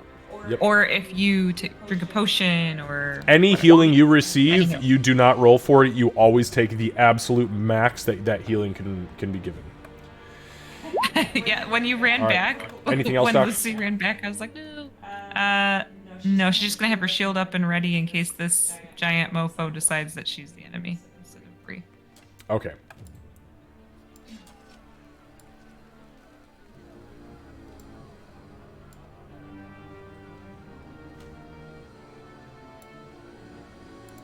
I don't like what I just turned around to. Don't turn around, it's better. It's better, just don't look at them. Much like angels from Doctor Who, just... I'm not blinking. I'm not blinking. No blinking.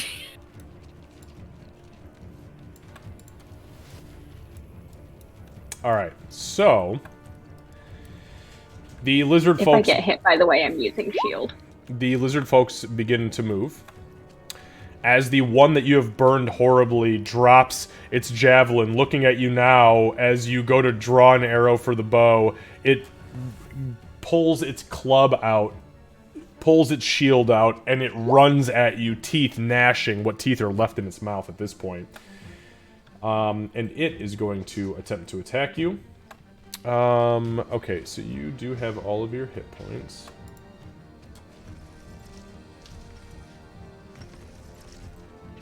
Alright, so it's going to swing at you with its club.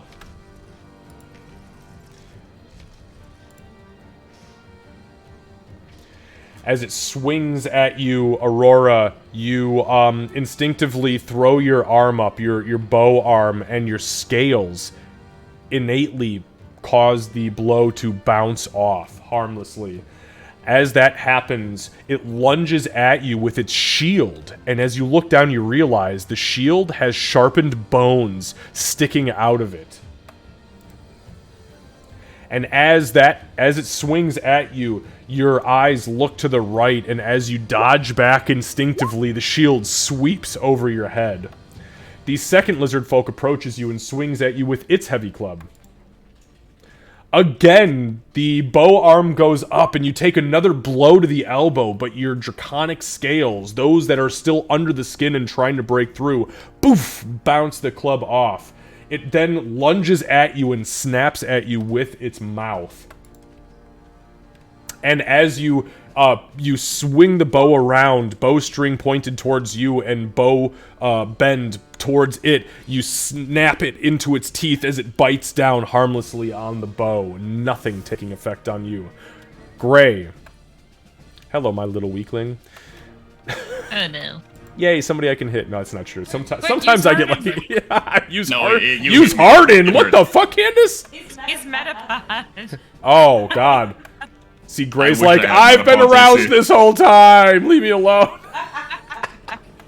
That's a given. Yeah, well, anyways, he's not that kind of bard, thank God. Alright, so, this creature runs at you, Gray, and as it does so, it gnashes at you with its teeth, and that is a hit.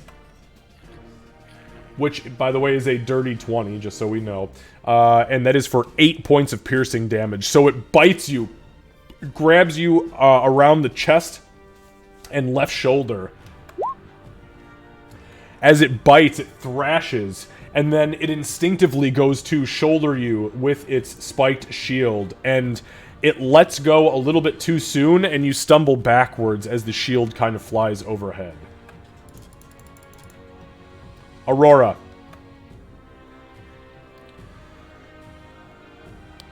Okay, that.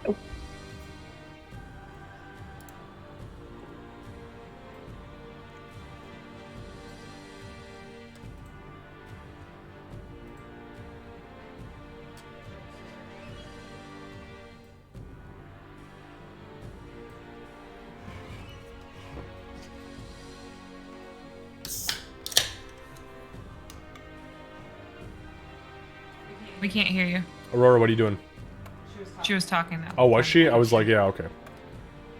We can't hear what you're saying. We still can't hear you. Can you hear us? Let me send her a message. Aurora, we can't hear anything you're saying.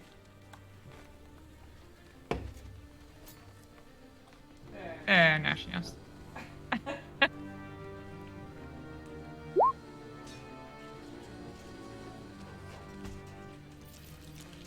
Ah, phone gave out. Which is actually very rare because honestly, for her running Discord on her phone, she sounds fucking great all the time. True. No, honestly, it's amazing. If I run Discord on my phone, I'm gonna sound like a fucking robot potato. Possibly. Hey, there we go. Oh, got you. Well, yeah. Sorry, that's because my meds alarm went off and it fucked with Discord. No, it's okay. Tell me what you were saying though, because you looks look interesting. really fucking into it, and I want to know what you got up your sleeve.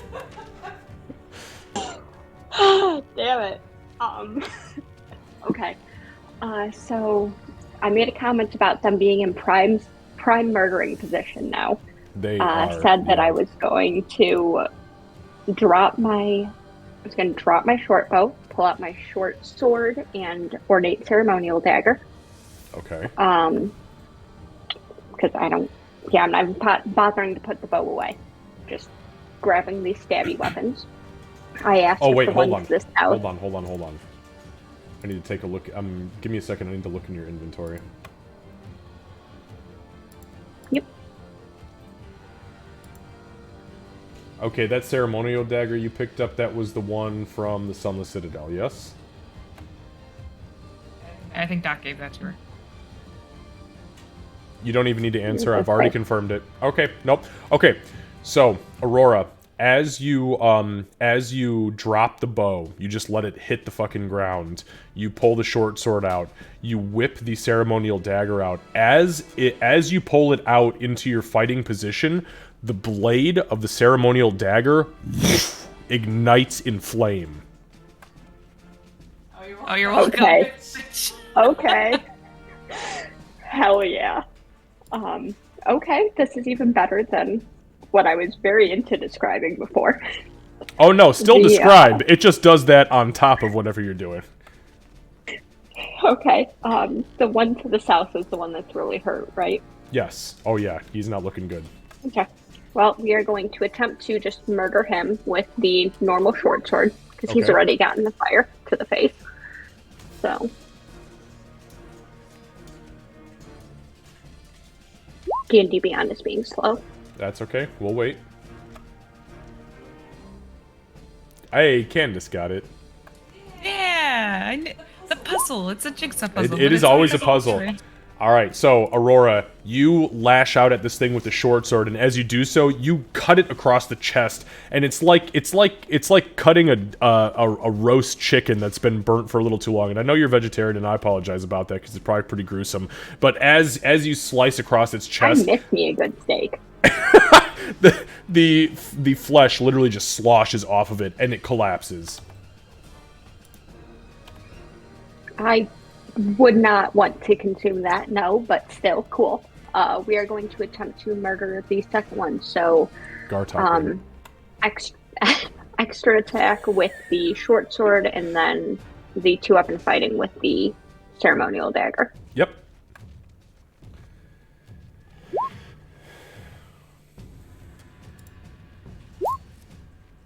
Jesus Christ. She's a murderous little halfling. Hold on. How the fuck did you Usually, do yeah. 10 damage? How do you have a +4? Oh, because you know what? It's a finesse weapon, isn't it? It is a Yep, finesse weapon. Yep. everything I was I like, have Jesus stuff. Christ, that's dirty. Yeah. Yeah. So as you slash at it, as you pierce it, I'm sorry, you run the short sword through it. You twist and pull it out. There's now a good 2-3 inch hole in this thing's abdomen. An organ juice begins to spill out of it, and as that happens, it is. You mean blood? Oh yeah, blood. Damn it, that's the fuck. I always forget. It is it is bloodied. I don't know. I was thinking like whatever's inside of a fucking liver or a kidney or bladder. I could have just said pee, but I just went with organ juice. God, he punctured his bladder. Thanks, I hate it. It's I rude. hate it so much. See how that's worse though. All right, go ahead and make your dagger attack. Holy shit! So roll a d4. For fire thingies done. Yep.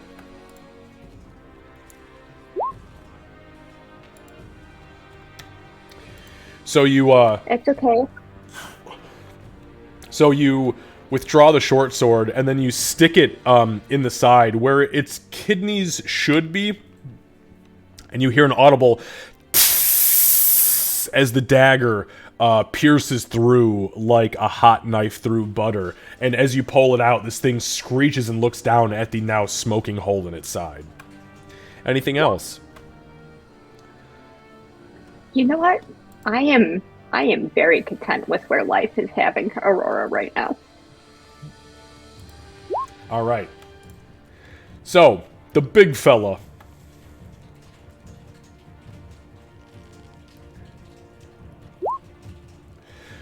So the big fella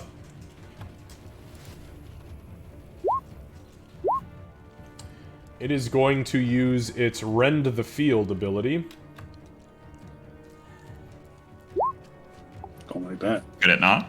So it pulls its arm up, and its arm goes probably a good 7-8 feet above its own head, and it swipes down wildly. And as it does so, it makes a claw attack against all enemies within 10 feet, which is all of you. Boom.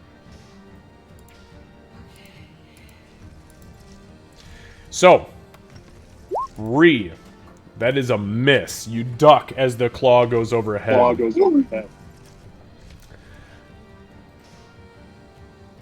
Gray, you somehow, I don't know how, but you somehow manage to duck as this fucking claw goes overhead. Not Doc. possible. Reroll. Yeah, no. Doc. I rolled a nat 20. Yeah, naturally, yeah. As you are struck by this thing's foreswing, you are hit for 26 points of slashing damage as it hits you full on. I also need you to make a strength saving throw. Okay, I'm gonna add a d4 to that. Actually, no, I'm not. I'm at a 15. You already rolled it. Go ahead and roll it. You want me to roll? Okay. Yeah, you committed to it. These That's fine are with things me, you can yeah. add before or after. If you 16, say it, you or do 17. it. So 17. So you do not get knocked down. Now I need you to make a Constitution saving throw for your concentration on Beacon of Hope. Yeah, I get to do that at it. Yep, because you're Warcaster. Oh, that's good. No, why does you. it do that? I It's don't 18 do and that. 18 I know is it's an what it 18 and rolled. 18. You're fine either way. It doesn't matter. I don't know why it does that. Okay, so either way, no problem. But you do take the 26 points of damage, and Aurora, you are also struck as this thing follows through, and that is for 10 point. Oh shit, she's not there. Oh no, she's there. You can't. Don't run. You're fine. Yep, no, I'm here. 10 points of slashing damage. You're okay. You'll save me because I'm casting it the second I get hit. Mm-hmm. No, it's 10 points of slashing damage as this thing hits you, and I need you to make a strength saving throw, please.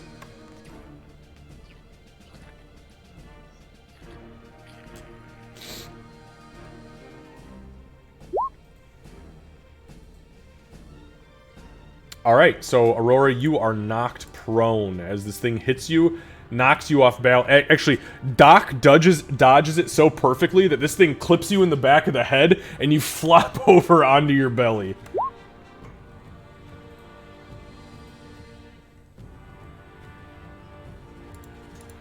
Alright, so as that happens...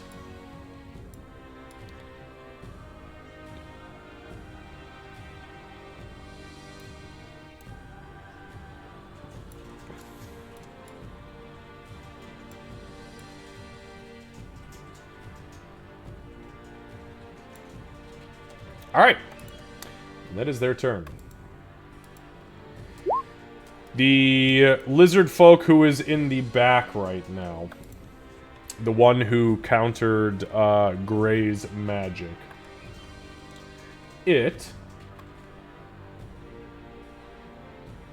I'm sorry, how much damage did I take? 10.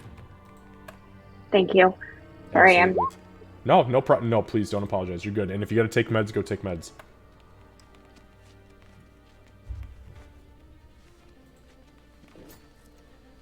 Alright. So this thing begins to mutter an incantation. As it does so, its eyes turn towards the group. It finishes the last of its sigils, and it sprinkles a powder in front of it, and as it blows the powder outward, there is a pulse of invisible energy that materializes just before hitting Doc, and as it explodes in this this purple energy that washes over her, your beacon of hope is dispelled with dispel magic. You cast that level 3, correct? Or is it level 4? I did. Level 3? Okay, then it is dispelled. It is gone. It gives the dirtiest of dirty looks.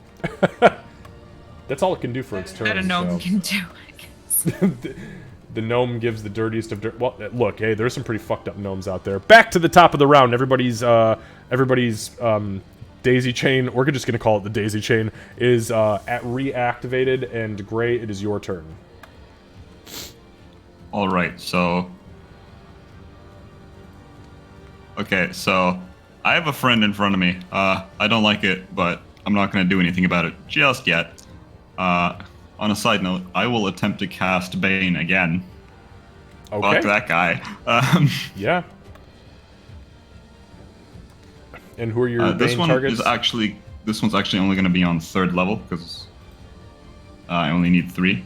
and it's going to be the giant lizard. Wait, my hold friend, on, and hold on. You said third level. You mean first level?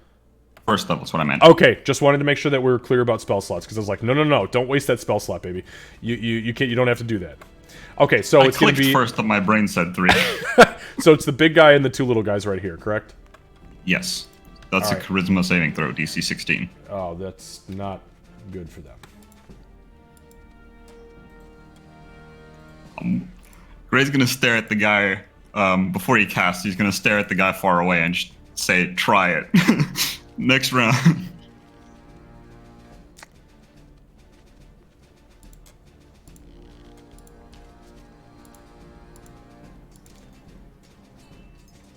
Yeah, so I rolled a 9, an 11, and a 9. So as you finish the incantation successfully this time, that creature, it does not perform a counterspell. You get the energy off, and you see the black tendrils instinctually and almost perfectly burst forth from your hand and latch onto these creatures as you begin to puppet them. And they have all successfully been baned. Make sure you mark the spell slot off. And anything else, Gray? Sorry, let me just see. Yes, okay, so I'm gonna cast Mantle of Inspiration on Doc, Aurora, and Ree, which is bonus action. Yep. And that is temporary hit points, correct? Yes, you get 8 temporary HP, and you 3 can move anywhere within 60 feet without getting an attack of opportunity. Or not 60 feet, anywhere in your movement. Alright, No, you do not get extra movement, Cat. you can update your characters to have 8 temporary hit points. In the red boxes, I've already given you all of you already have your 8 temporary hit points. And then you can all make a move up to your movement speed without attacks of opportunity. Can I use mine just to stand up? Half your movement to stand up. Yeah, I'll take a free being able to stand. Fuck yeah. So you stand up. Okay, no problem. And, well, it might be a problem if I can't find the fucking... There it is. Okay, I found it. Sorry. Can you drop my beacon? Oh, actually, I can do it. No, no, that... I think the eye thing was your daisy chain, wasn't it? Oh, you're correct. Yeah, Yes. I put the yellow on you for the Beacon of Hope, because it wasn't yep. something... It was just a concentration. And after I cast that, I will then attempt to move to where Doc was a second ago, in between Ree and Aurora. So you can get an attack of opportunity. Yep, I actually... Nope. And I finally get to say it. It's been too long. D4. Oh, yeah. Alright, hold on. It has been a long time, by the way. A lot of D4 things. Every time Candace and I play Celeste or Baldur's Gate 3, we joke about it when we cast Guidance. We're just like, D4! Okay, so that is an attack. He will swing at you with his club. Minus a D4. So he rolled an 18 minus 3, which is a 15. That's a hit. Am I able to use my reaction to do the shadow thingy? You absolutely can. Yes, you can. Yup. I can only use that once per combat, right? It is once per long or short rest. Right. Good enough. So, okay. I will do it. Roll percentile dice. I love that you remembered that ability.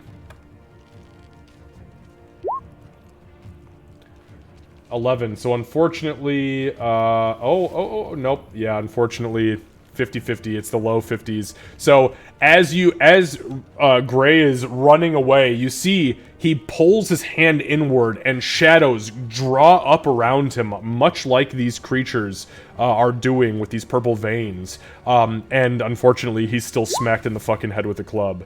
But he survives it and he moves on. I don't think this ability has worked once in the 3 times I've attempted it. It hasn't worked once yet.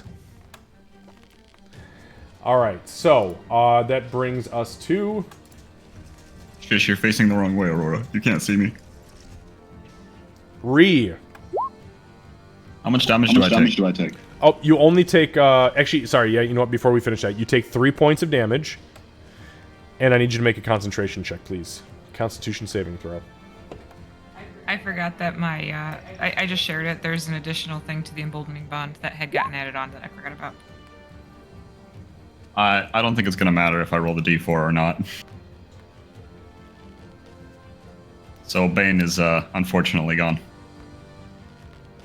Oh, shit. Yep, the Bane does disappear, doesn't it? Yep. This combat is not wanting you to have it this time. No Bane for me. And you did really good. Well, actually, they just rolled really shit, but that was, alright. So, the Bane vanishes. These shadow strings, almost like scissors cutting across the field. Severs them, and you feel the connection lost. Ree, your turn. Okay, Ree would like to just kind of focus on the big boy here. She's going to take one whack at it. Okay. Whack one. Okay. That's a dirty 20. that absolutely hits. He would like to burn a superiority die to do a pushing attack. Okay. Where'd it go? Fuck, where'd it go? That, strength saving Oh, throw? is that strength? Yeah, it's going to be a strength saving throw, and I get to add a d8 to the hurt. Where the fuck is it? Just have it. Damn it. Yeah, it's going to be a strength saving throw of, here it is, 15. DC 15. Okay. And then if it fails, it gets pushed 15 feet away from me.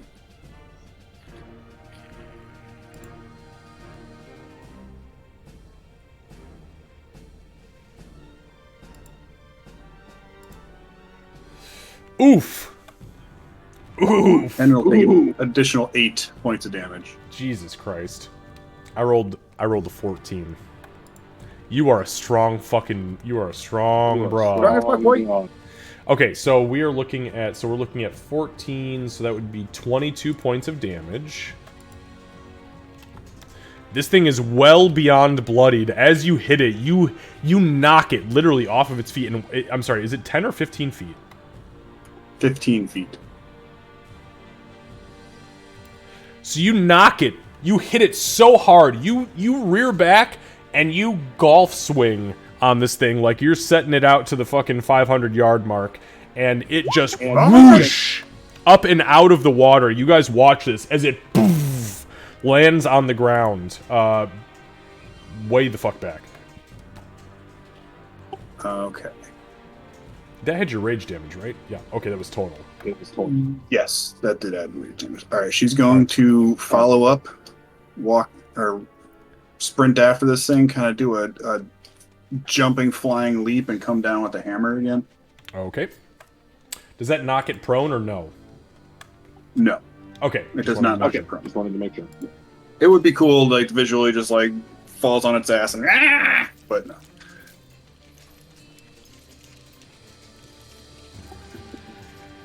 Yep. 19 plus Holy numbers. shit. Yep. Holy shit. 14. I'm going to add some Fury of the Small Stank to this. So that's extra 9 points of damage to that. Holy. That's 23? Yep.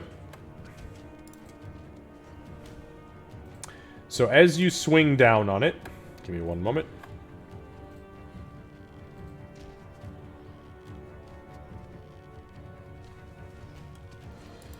So as you swing down at it, Ree, as it is on its last leg here, you see the shadows writhe up and around it.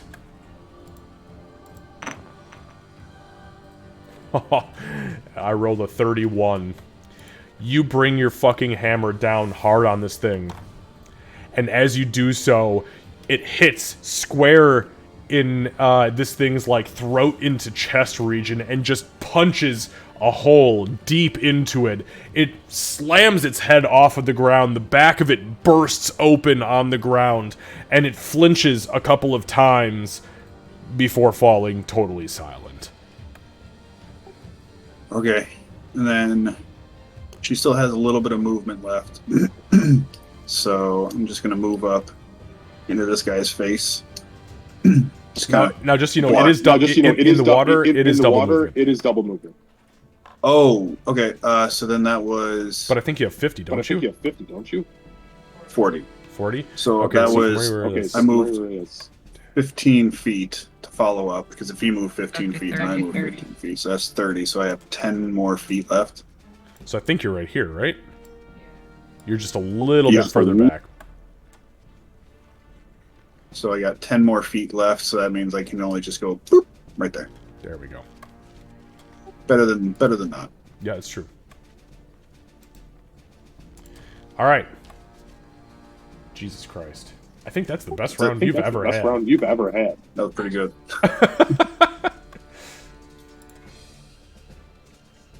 All right, Doc. Action surge, but I don't want to risk it. Oh, you could. Yeah, yeah. Well, Doc's gonna look down at herself and realize she's pretty badly injured. Take out her healer's kit and use healer's healing on herself. Okay, so Doc, you back up into the brush, and as you just so you know, like you guys moving off the map here, off of where my map is, that is double movement. That's in the swamp again. So not a big deal. Doc, that's 10, 20, that's 30 feet. So you're 30 feet into, well, 30 movement feet into the shit show of the swamp. And as you do so, you begin to patch yourself up, and as you do so, you find the good spots. You've got the good powders. You put a tourniquet on because you're not looking great. And you patch yourself up for 7. Okay, and then she'll step up here. Okay. For healing purposes. And she's going to cast Sanctuary on Gray at first level. Sanctuary, okay. That is not concentration. It is not.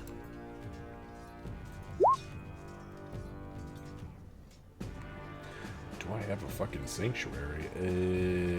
So what that does no, for you, Gray... oh, sorry, go ahead, you can tell him. So what that does for you, Gray, is any creature that targets you with an attack or a harmful spell has to make a wisdom saving throw. If they fail, they have to choose a new target or lose the attack. If you make an attack, cast a spell that affects an enemy, or deal damage to another creature, the spell ends. Yeah, so if you do anything, the sanctuary drops. If anything tries to target you, they have to save against actually targeting you, or pick something else. Right. Okay, so Doc, you mutter your incantation as you do so. Again, you are, just to be clear, you are not counterspelled. The flash of energy goes off, and the sanctuary, like a little bubble around his body. Not an actual like bubble in his 5-foot square, but a bubble where as he moves, the energy moves with him. The barrier moves with him. All right. Anything else? I think that was action, bonus action, and movement. That's yeah.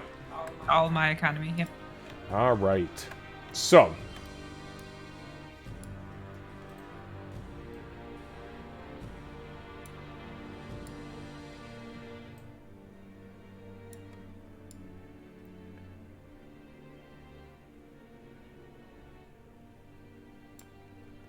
All right. So, more lizard folk begin to rush into the fray. The lizard folk that is engaged with you right now will attempt to attack you. First, it is going to attempt to hit you with its club. Holy shit, did I actually fucking hit you? Oh my god, I did actually hit you. Holy shit. Wow, I actually hit not Ree? that hard to hit. No, are you kidding me?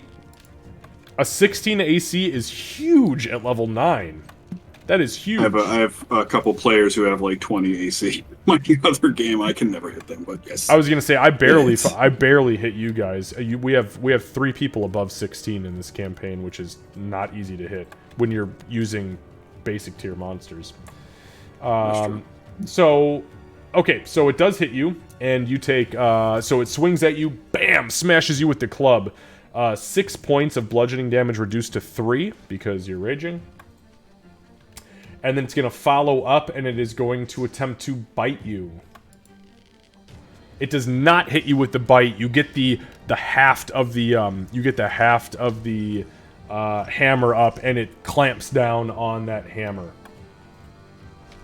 Aurora. Oh, shit. Okay, that hit. Then I would like to use my reaction for shield. Okay, so you throw your shield up. As you do so, that's 22 AC plus 5, I believe is what shield does. Yes. Yep. So I rolled a nat 20, which means that my total. So it means my total is 24. But that was a very good. That was a very, very good attempt to react to that.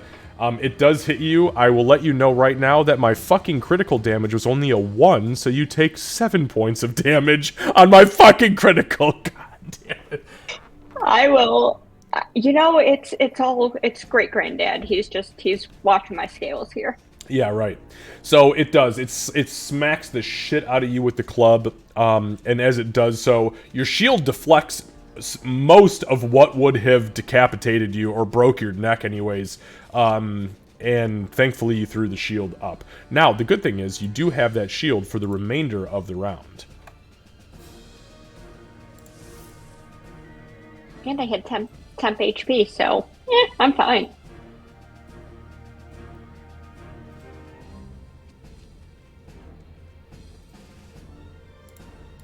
Alright, so the 3 lizard folk that have moved up at this point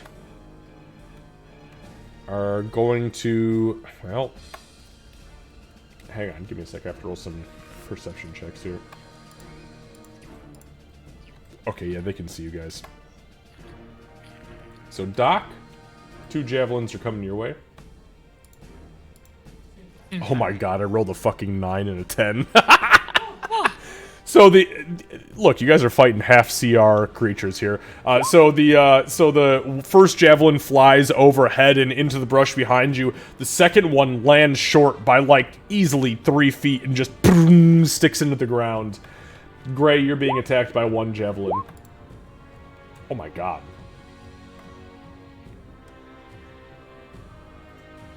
What's the save on that, by the way? You Sanctuary, Candace? Oh, it is... It's, what is it, a Wisdom save? It's a 13. Hold on one second. Yeah. It's a Wisdom save, yes? Yes, Wisdom, yes. I rolled a 17. Yeah, it was a 14. And as it yeets the javelin, it says, fuck that guy with the magical barrier around it, striking Gray hard with the javelin for 6 points of piercing damage. First of all, that was rude. The good thing about Sanctuary is that it does not require concentration. It is nice. Alright, and that is all of the lizard, that's all the standard lizard folk. Aurora. Okay, I'm going to use my distance spell metamagic and cast Burning Hands at 3rd level. So you cannot do that because you have to be able to target a single entity. Okay, that's fair. I am very new to the metamagic. No, it's okay. Trust me, as far as sorcerers are concerned, I promise you that is my expertise. Yep, nope, that's, yeah, and I'm very much learning. I was a ranger, like, 3 weeks ago. You know what? In that case, we're just gonna have to go for a good old-fashioned normal murder. So I'm going to move here, does not leave the threat range, so I'm going to stab the one I've been stabbing first. That's with the short sword. You know what? No, we're going to do the dagger. So, I'm gonna just go ahead and stab with the dagger. Just real quick, who has opened up the visual range, by the way? Because I can see somebody has visual range on the far right-hand side of the map. Who is that? Yeah, I see it. That's you? So, what you see is a second very large lizard folk, just like the one that Reed fucking just annihilated. It is carrying in each of its arms a humanoid figure that is kicking and screaming. Just so you know. I was concerned about that, okay. Oh boy. Okay. Aurora, go ahead. Okay. I don't. Why is this? My D&D Beyond just doing the. It has stopped responding. Do you want to wait? So, give it a second.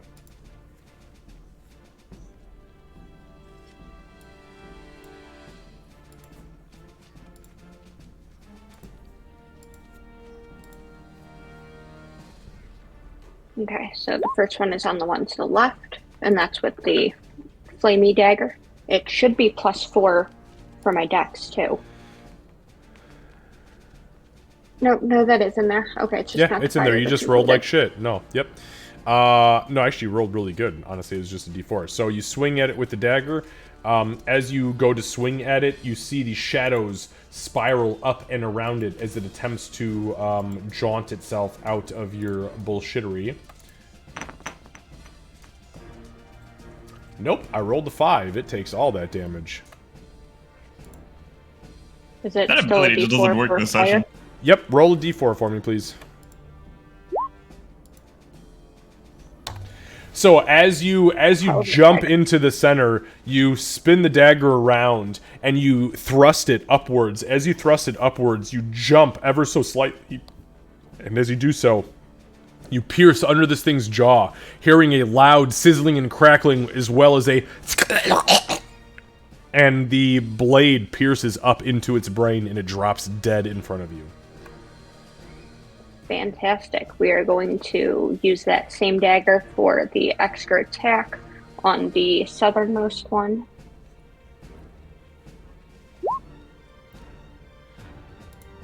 Okay, as you go to strike this one, it is also going to use its reaction to attempt to not take that damage. Nope, and that's a 34, so it takes all of it. As the shadows spin up and around it, but you still find a weak spot inside of the shadows, dealing it 6, 7, 8 points of damage.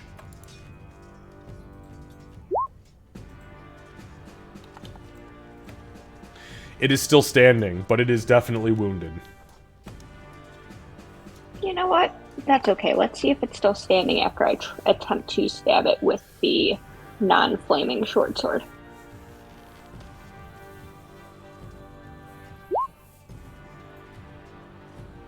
I'm going to go ahead and use that D4 if that's still active. It absolutely is, yep. Oh yeah, you guys got 10 minutes. There's plenty of combat rounds for that.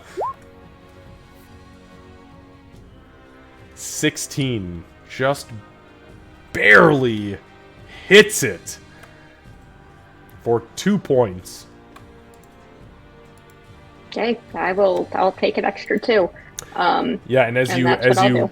as you swing up at it with the short sword, you cut another gash across its lower abdomen, and that is, I believe, your turn. Correct?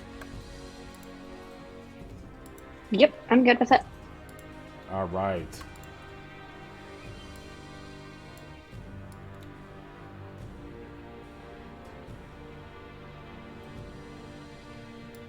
Alright, so this big fucking monstrosity moves up now, holding these two individuals. As it does so, they're kicking and screaming. It reaches back with its right hand and holding the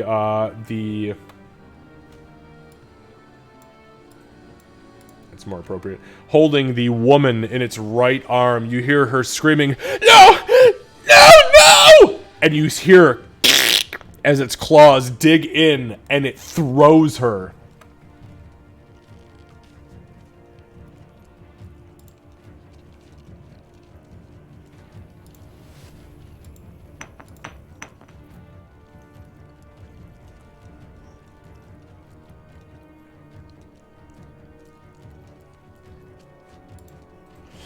And as it throws this woman clear 5, 10, 15, 20, 25, 30.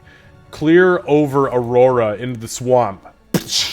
You can tell that it was attempting to hit Ree, but fell short. It then uses its other hand, and you hear, "Oh, oh God!" as he goes limp, and then yeets this other body.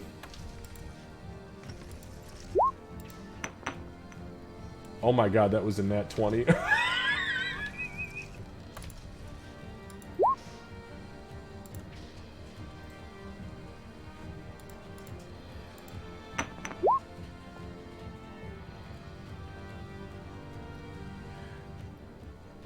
So the other body hits Ree dead on. Ree, you take, 22 points of bludgeoning damage. That is 11 points because you are raging as this man, this old farmer man's body smashes into you full force. So you take 11 points of bludgeoning and... corpse damage. Yeah, corpse damage, exactly. And I need you to make a strength saving throw, please. Which you do, I believe, with advantage because you're raging.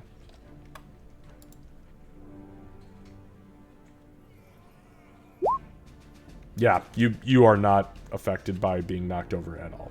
We'll just leave that alone, and I'll pretend I didn't even make you roll that. I imagine Ree just kind of like almost catches the body, but takes all the force from it. Oh yeah, like full force. And this man is mangled 2 ways from Sunday, including the like 7 or 8 holes in his body that are the size of ballista bolts. All right, that ends that creature's turn.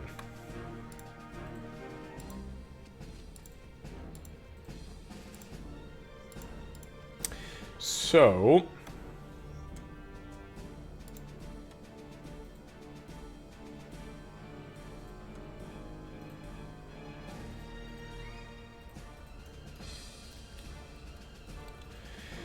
the lizard person up here begins to mutter an incantation. Can it not? Oh, it can, though. Can I pretend to counterspell? I'm kidding. I can't counterspell. Make hand motions. Yeah.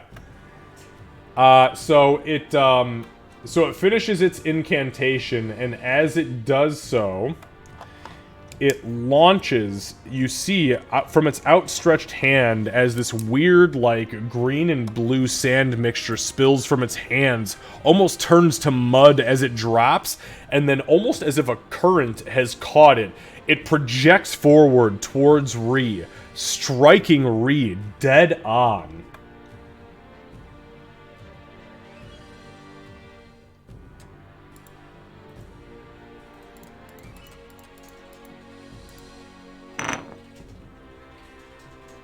For 29 points of radiant damage with the guiding bolt, reduced to, we will call it, 14 points of radiant, and Ree's entire body is illuminated in a hot blue and green pulsating energy.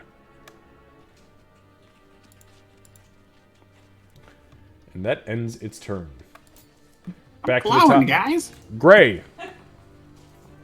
Okay, so I actually like that they clumped up for me this time.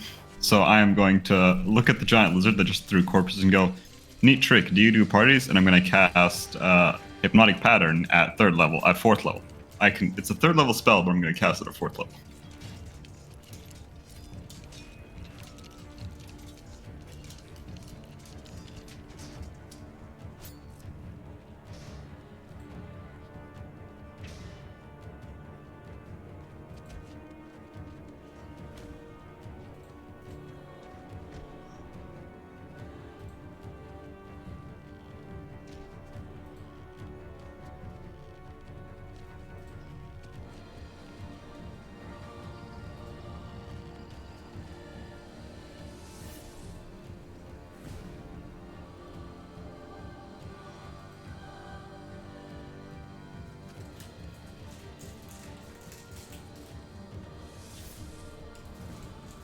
So if the people get hit, I do not care. As long as Aurora does not get hit.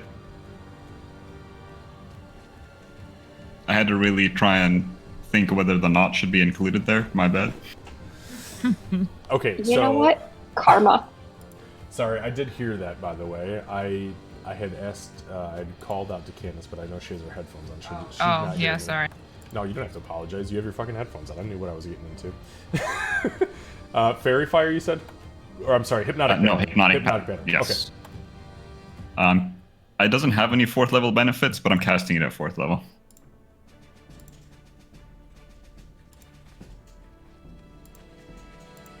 All right, great. You have control of the hypnotic pattern on the field. Tell me where you're dropping it. You are making this decision. There we go. Oh boy. Okay. Ooh. No, what? No, I'll be nice. that There's is a bunch of something to people on look that at. pole. There you go. And the halo flickers ever so slightly. So as the pulsation goes off and the shadow magic kind of flashes in front of these people, I see exactly where it's at. I'm gonna delete it so I know exactly what to roll. And I'm sorry, is this a wisdom saving throw or is this charisma? This is wisdom. Wisdom, okay. Thank you. Give me one moment. DC 16. All right. I wish I could say D4, but it's not. And they are considered incapacitated at this point, is that correct? Yes.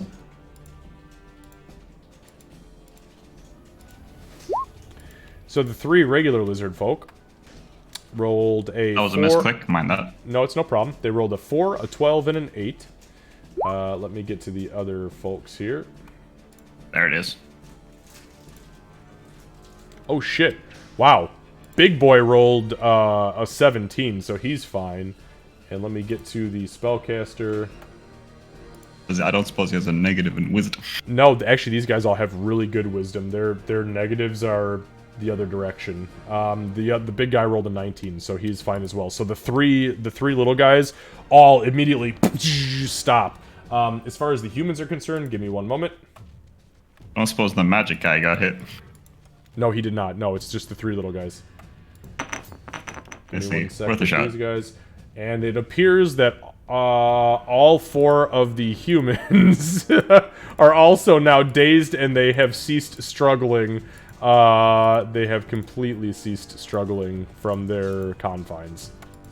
All right. That's probably for their best. And this is concentration, correct? No, it's not. It's not?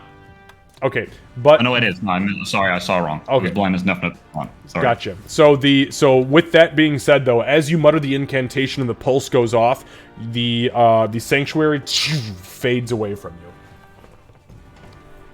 All right. Anything else, Gray? Bonus action. Well, let me just check something real quick. Yeah, bonus action. I'm just gonna use Mantle of Majesty one more time. So everyone gets 8 temporary HP, and can move up to where you want to, without taking attack of opportunity.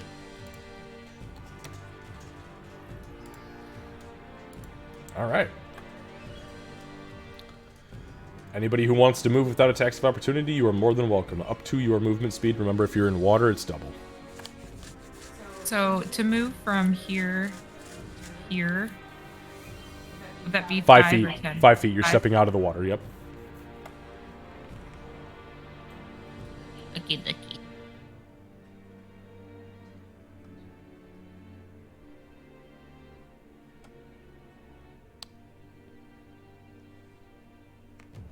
All right. Anything else, Greg? No, sorry, I'm not going to move. The temp hit points don't stack. Just to. They do not. No.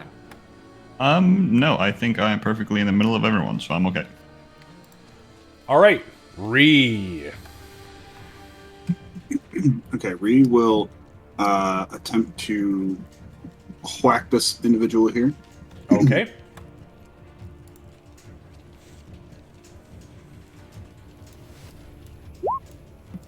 24 for 14 AoEs. Jesus Christ. As you do so, it attempts to draw the shadows in around it as the purple veins pulsate. And that's a 68. The hit misses. As the shadows spin around it and it jaunts ever so slightly. Dex. I'll do it again. All right. Okay. Okay, that definitely. 12 AoEs if it hurt. Yeah, If it yep, hit. that definitely hit. Okay. And it is past bloodied. As it rematerializes out of the shadows, you smack the shit out of it again, and you hear nothing but bones break and skin splinter as it looks at you like, oh, okay, apparently you had 2 of those. Yeah, you thought that'd be tricky, huh? Ah, fuck you, crack. Well, I was hoping to be able to off this guy and then move up to my friends, but I'm just gonna actually sidestep here. And that's it. Okay. Doc. Okay, so Doc's gonna go here. Oh, I blinded myself. Hold on. That's There we go. so that's 40 feet. Oh, this is all still. That's all water. You just stepped No, into for it. some reason I thought it was when I went in. Okay. Hold on. Okay, so in that case, So that right there, that's 30. that's 30. I can't go 30 because I have tiny legs. All right. So to go, So 25, you'd get 20 is like right there. Wha- Oh wait, sorry, what's what's that? here? What's this? 20? That's, okay. Yeah, because you're moving diagonal. Yep. I'll make it work. Okay, so, can I? I'm trying to shoot in a in a line. I really don't want to hit those people. Let's go to the village and check on the people because we promised. Lightning bolt! No, it's Jesus, a lightning Doc. javelin. Oh, yeah, same exact fucking thing. Nah, just throw it. Totally different. Throw it north at Aurora. Do it. Bet you won't. Well, that was actually. What's funny is she sent me a message that said, "Go ahead." It said zap me, it's fine. Zap me, it's fine. She already knew where I was going. But I was thinking, so if I go this way, you can see what I'm aiming for here, right? With the No. way that I'm. Because I see I was to everybody. I throw see it this way- everybody's circles and visual things. You have to tell me Would what it you want to hit do. this dude? What do you want to do? Throw my lightning javelin. So Okay, if but I, where? Draw a line. I guess so. This.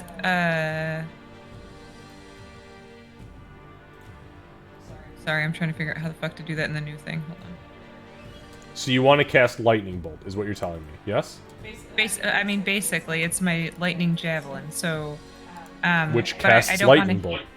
Right, and I don't want to necessarily hit these guys. Well, fuck off. I mean, it shoots 120 feet, I think, right? So, the way that it's worded is what I was gonna question. So it says,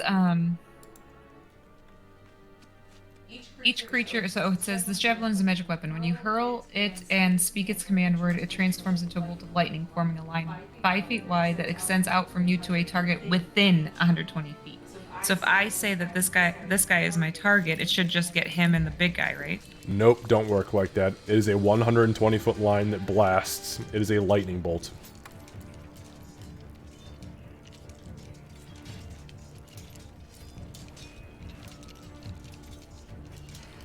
Okay. Alright, so I'm gonna just go north then. I'm gonna be throwing it to this guy. Okay. And before she throws it, she's gonna say, Aurora, don't be mad! Oh, that's a great thing to hear. Oh, it's probably not gonna hit anyway. I guess I have a D4, but...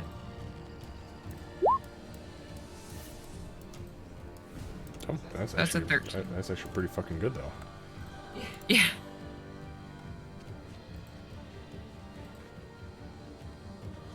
So it was the guy in the back. Is that right? Yeah, this guy was my target. Okay, so he is not hit by the javelin. He does not take the javelin damage. But Aurora, I do need you to make a dexterity saving throw as the lightning activates, and the bolt of lightning.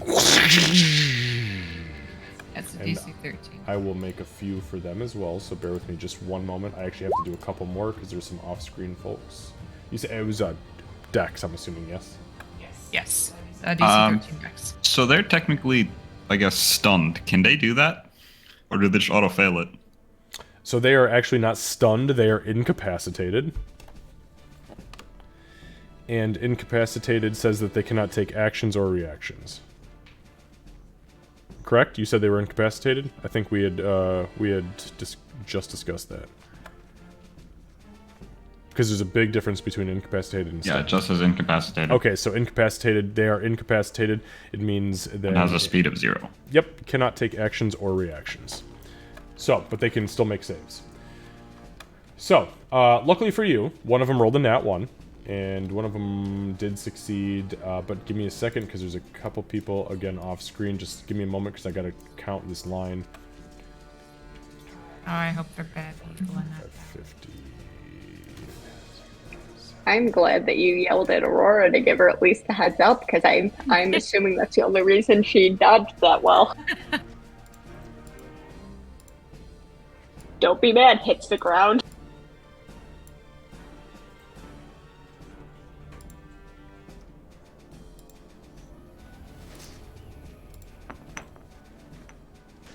Oof, that was a 10. Okay, Candace, roll damage on that, please.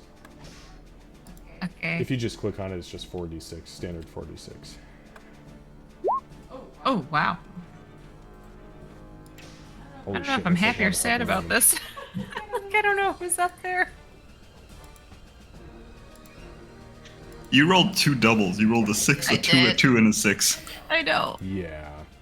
So, Kat, you succeed, so you only take 8 points of lightning damage. That's what temp HP is for. So the good thing is, as the lightning bolt goes off, the lizard folk just north of Aurora, immediately, as it hits, his whole body rears back as he vibrates, and then it splits in like 4 pieces as the lightning just completely eviscerates him. The one behind him takes damage, but does not appear to have been killed from it, though he's not doing good. He's actually at you've brought him down to bloodied. And then up in the distance, actually, let's see here. Can I have Doc, Gray, and Aurora please make perception checks?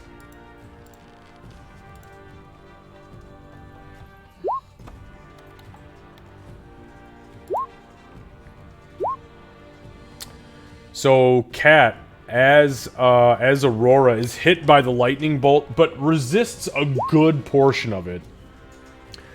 North of you, you hear echoing off of the wooden buildings here, a humanoid voice, a male, a young male.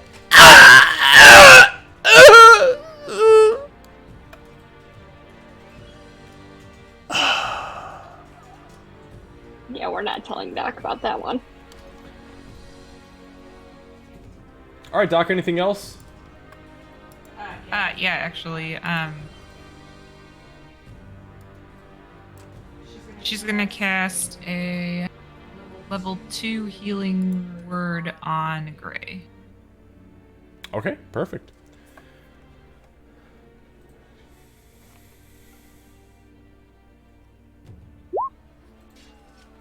It's not bad. Yeah, seven points of healing to the man who does not have much health. Right. That's my Listen to me. 7 points is a lot. I know, that's what I'm saying. I know, I mean that I meant that very seriously. Alright, so that moves on to the lizard folk. So, the one in front of Ree, first and foremost, is going to swing with its club. The club, holy shit, that is actually a hit. For a whopping 5 points of damage, so Ree, you take 2 points of bludgeoning damage from this mundane heavy club in your rage state. Ouch, though. It will then swing at you with its spike shield, and holy shit, that's a 21. So it will deal you an additional 5 points of piercing damage, reduced to 2 because of your rage state. So you take a total of 4 points of damage from this lizard folk, as it is desperately attempting to consume you. Well, kill you and then consume you. We'll see what order that happens in. Gotta kill me first. Yeah, that's true. That is true. Okay, No, I so... have been trying to been eaten alive before. Aurora. 2 of these lizard oh, actually, hang on. Nope, they can't move. They are incapacitated. Hold on. Hold on, hold on, hold on.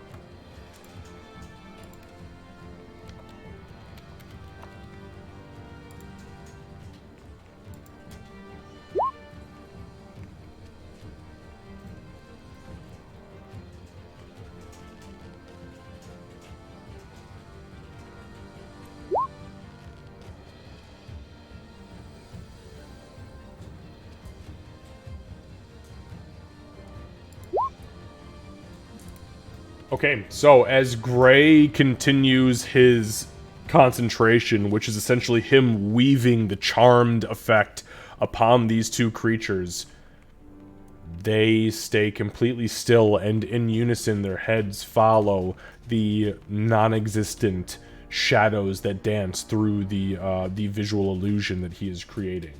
And that literally ends their turn. They can do nothing. But just give me 1 sec. Question for you. Hang on And one sec. once Yep, again, go I ahead. feel like the kid is asking for more homework. They took lightning damage. Are they still incapacitated? 1 of them took lightning damage, and he received a saving throw. Oh, actually, you know what? Is it... Hang on. Let me check. Is it a saving throw, or was he... Nope. I think they just wake up. Nope, it is if he takes any damage. I actually rolled an additional saving throw, and he failed it, so I just assumed he was fucked. So the one... the one directly north of Aurora, and Aurora, I appreciate that. Go ahead and take an inspiration point, since you have been diligent about backing me up on that, especially for other people's skills. And so it does move down, unfortunately, Aurora, into your space. And it is going to attempt to swing at you with its club. Now, the other one does remain stunned, or incapacitated, excuse me. So it swings down at you. As it does so, you dodge very low, and it swings wildly overhead. As that happens, it snaps down at you and attempts to bite. And as it bites, you lay yourself flat against the ground, almost on your fingertips, and then bounce back up before it can impact you in any way, shape, or form. So thankfully, it has absolutely no impact on you whatsoever. And Aurora, it is your turn. Also, guys, we are 2 minutes from 10, so we are going to finish this round. There are 3 turns left in this round, and then we're done for tonight. Yeah. I am going to do... Well, first one, just Slayer's Prey. Big guy is my prey. And then I'm going to use my action to cast a 3rd level Burning Hands. A 3rd level Burning Hands. Okay. Well, I know for a fact that's 5, 10, 15. You can hit all 3 in front of you right now, so I won't waste the time to drop the cone on the field. So as you mutter the incantation and spill out the fire that rips across the enemies in front of you, go ahead and roll me some fucking damage at 3rd level, please. Not great.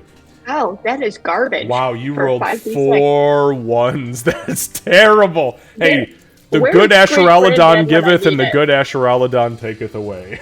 Let me make some dexterity saving throws. I debated stabbing instead. I was like, it's 5d6, it'll be better. Should have just stabbed. Alright, so the big guy did succeed. The other 2 failed, so give me a sec.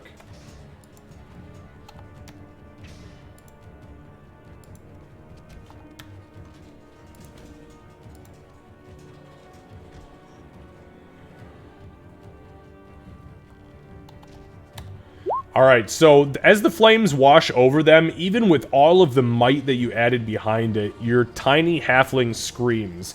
Maybe it's because you focused too hard on the one in front of you initially, but as the burning hands wash over them, they all are still standing. However, the one just north of you is barely capable of holding itself upright. And the one in the rear has now had its, hypnotic pattern bust. Yep, that's actually why I remembered, because I was debating with myself for exactly that reason. Okay, that's all I'm going to do. That felt like a waste. All right. With that being said, the render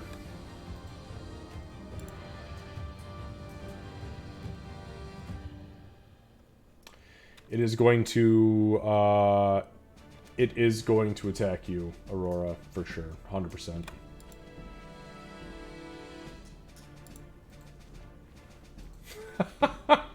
Fucking stupid ass low tier creatures.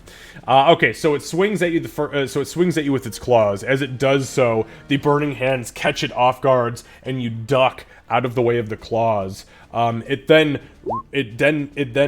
like leans down deeply and attempts to bite you. As it does so, you jump up and above the snap of its bite, landing back on the ground. With that, it begins to spin furiously and attack, and now it is going to attempt to attack Doc and Aurora with its Rend the Field ability. First one is for Aurora, and the second one is for Doc. So that is a hit, Aurora. I would like to use my reaction to cast shield again. And how many spell slots do you have left? Because you've been blowing them like crazy. For first level, I still have 2 more spell slots for first. I have all 3 second, and I have 2 third left. Okay, make sure that you're marking them off, because I'm being very careful about it. I know. In the beginning, though, there was a little bit of an issue, and I'm looking at some different numbers. So I'll let it pass now. We'll talk maybe offline, but let's just maybe keep ourselves on track here. So you throw the shield up, and it does successfully miss you. Unfortunately, Doc, that was a nat 20. And as it swings down at you, it claws you, and that is for 23 points of slashing damage, and I need you to make a strength saving throw.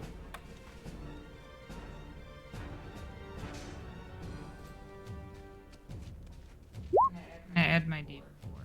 Okay.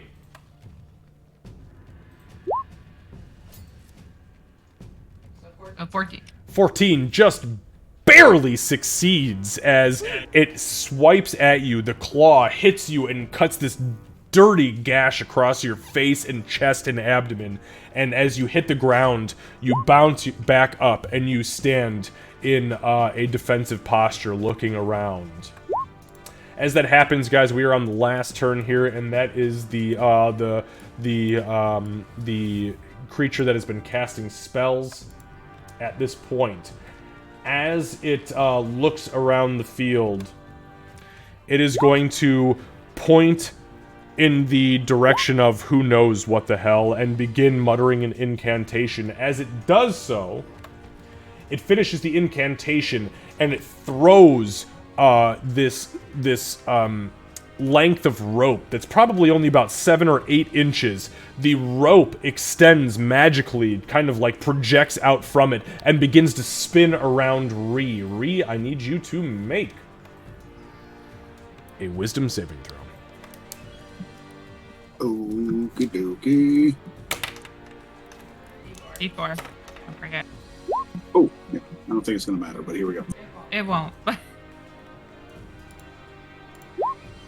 Does Oh, a no. 6 do it?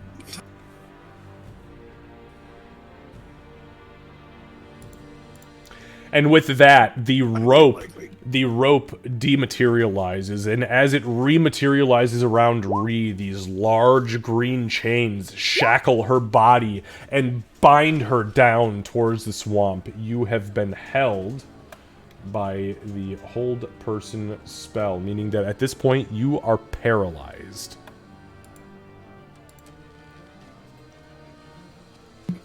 Well, that sucks.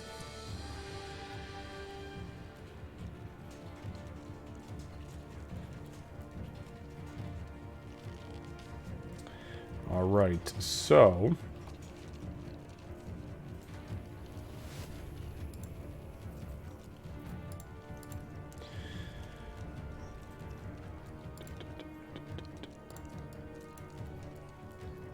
all right, guys, that brings us back to the very top of the round, and we are going to stop here for tonight. We are going to let me turn this music off so I don't scare the shit out of myself the next time we pick up, because I know it's going to happen. All right, and that is that. So we are back at the top of the round of combat, and yeah, we will pick up here next week. Gray, you will be acting first, followed by Ree. Ree, since you're paralyzed, you will get another wisdom saving throw to break out of it, but that is your turn. And then Doc, you are on board next, followed by the standard lizard folk, and Aurora immediately after that. So just kind of keep that in mind. All right, so let's. Jerko's live. If you want to raid him. Where is Jerko? He's playing a game I know and enjoy, Star Citizen. Oh, yeah. You know, we've heard a lot about Star Citizen. Whoa, Jesus Christ. Sorry. I logged into Twitch, and it immediately just gave me some random people who are screaming and yelling, and I did not like that Of course. at all. Typical Twitch moment. Exactly. No thanks. All right, guys, have an excellent week at work and or school. And actually, wait, Kat, is this your last week at Claire's, or was last week your last week?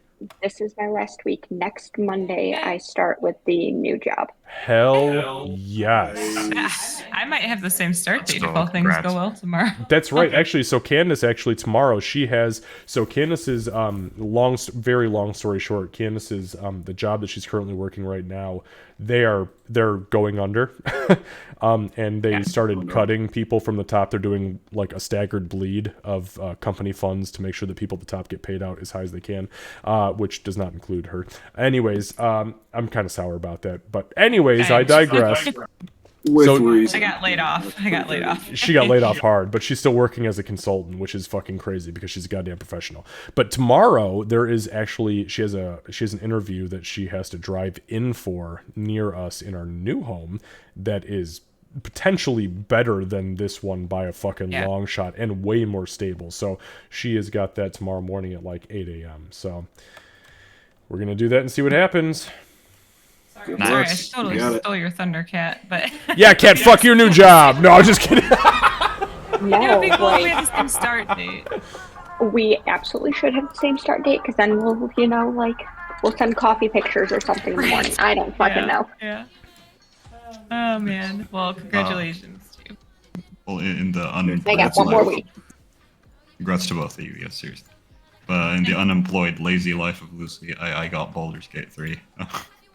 That's not the most exciting thing happening. Oh, nice! Hey, it's coming out in like 4 weeks. It actually comes out the day before my birthday, which I am so fucking excited for. Especially with this last like bit that Larian put out. I was watching their 3-hour stream and just fangirling so fucking hard. The fact that they added a pure chaotic evil origin background, which was like, yeah, we didn't script anything as far as a character. You make your own character, but if you want to play on like the darkest of evil modes, play this. And I was like, oh my fucking god. Yes, all of it. Give it to me. All right. Yeah, I remember earlier in the week I got like my on the phone Chrome app, it had gets random news articles. And one of them that like got me to pause a second was Baldur's Gate 3 lets you customize your character's genitals, and I was like, what? I don't actually know. I don't know. Doesn't. Yeah, I was gonna say I don't think that's true. I don't think that's true. So far, it Cyberpunk doesn't does. even let you customize That's your. definitely a cyberpunk thing. Yeah, Cyberpunk. Cyberpunk. I remember playing Cyberpunk through the first time, and I looked at Candace during character creation, and I was like, do I just go average, or do I make a big, like, helicopter dome? Go lightning bolt. Yeah! Go lightning bolt. Thundercock. Oh my god. All right. Okay, guys. Have a good week. And we'll see you next Sunday. As well. All right. See Yeah, you. everybody. Just so you know, before you completely take off, I sent you my notes about spell things just to make sure that we can get that. Yes. Make sure we're valid and everything. Yeah, so let me so I have a note card here that I keep very loose track of, but just let me double check the VOD and make sure that I'm thinking correctly, because if I miss something, very easy when I'm running, 20 monsters on a field. So let me just double check my end, and then I'll reach out to you in a couple, maybe a day or two, Kat. It's not a big deal anyways. I know you got spell slots regardless because you're fucking level 9 character, so it's not that big of a deal. I just want to make sure that we're I'm on a track. level 3 sorcerer. Yeah, that's true, but don't you get to add your ranger spells into it as well? You can cast them interchangeably, right? That is very true. Rangers aren't exactly known for prolific spell slots. That is true. It's usually burned for Hunter's Mark and fuck you, hail of arrows. Exactly. Okay. Yeah, I'll take a look at it then. I'll send you a note. Yep, sweet. All right. We'll see you all very soon. See you guys. All right, Bye-bye. friends who are hanging out in stream here, thank you so much for hanging out with us till the end. We are going to rate our friend Jerko, who is playing Star Citizen. Captain Jerko's back at it. At least that's what he says. He's looking sleepy, so we'll see what's going on. All right, guys, we'll see you on Tuesday for Crochet and Chill with Candace, and hopefully things work out tomorrow, and Candace gets this position, and we can gush about it then. 3, 2, and 1.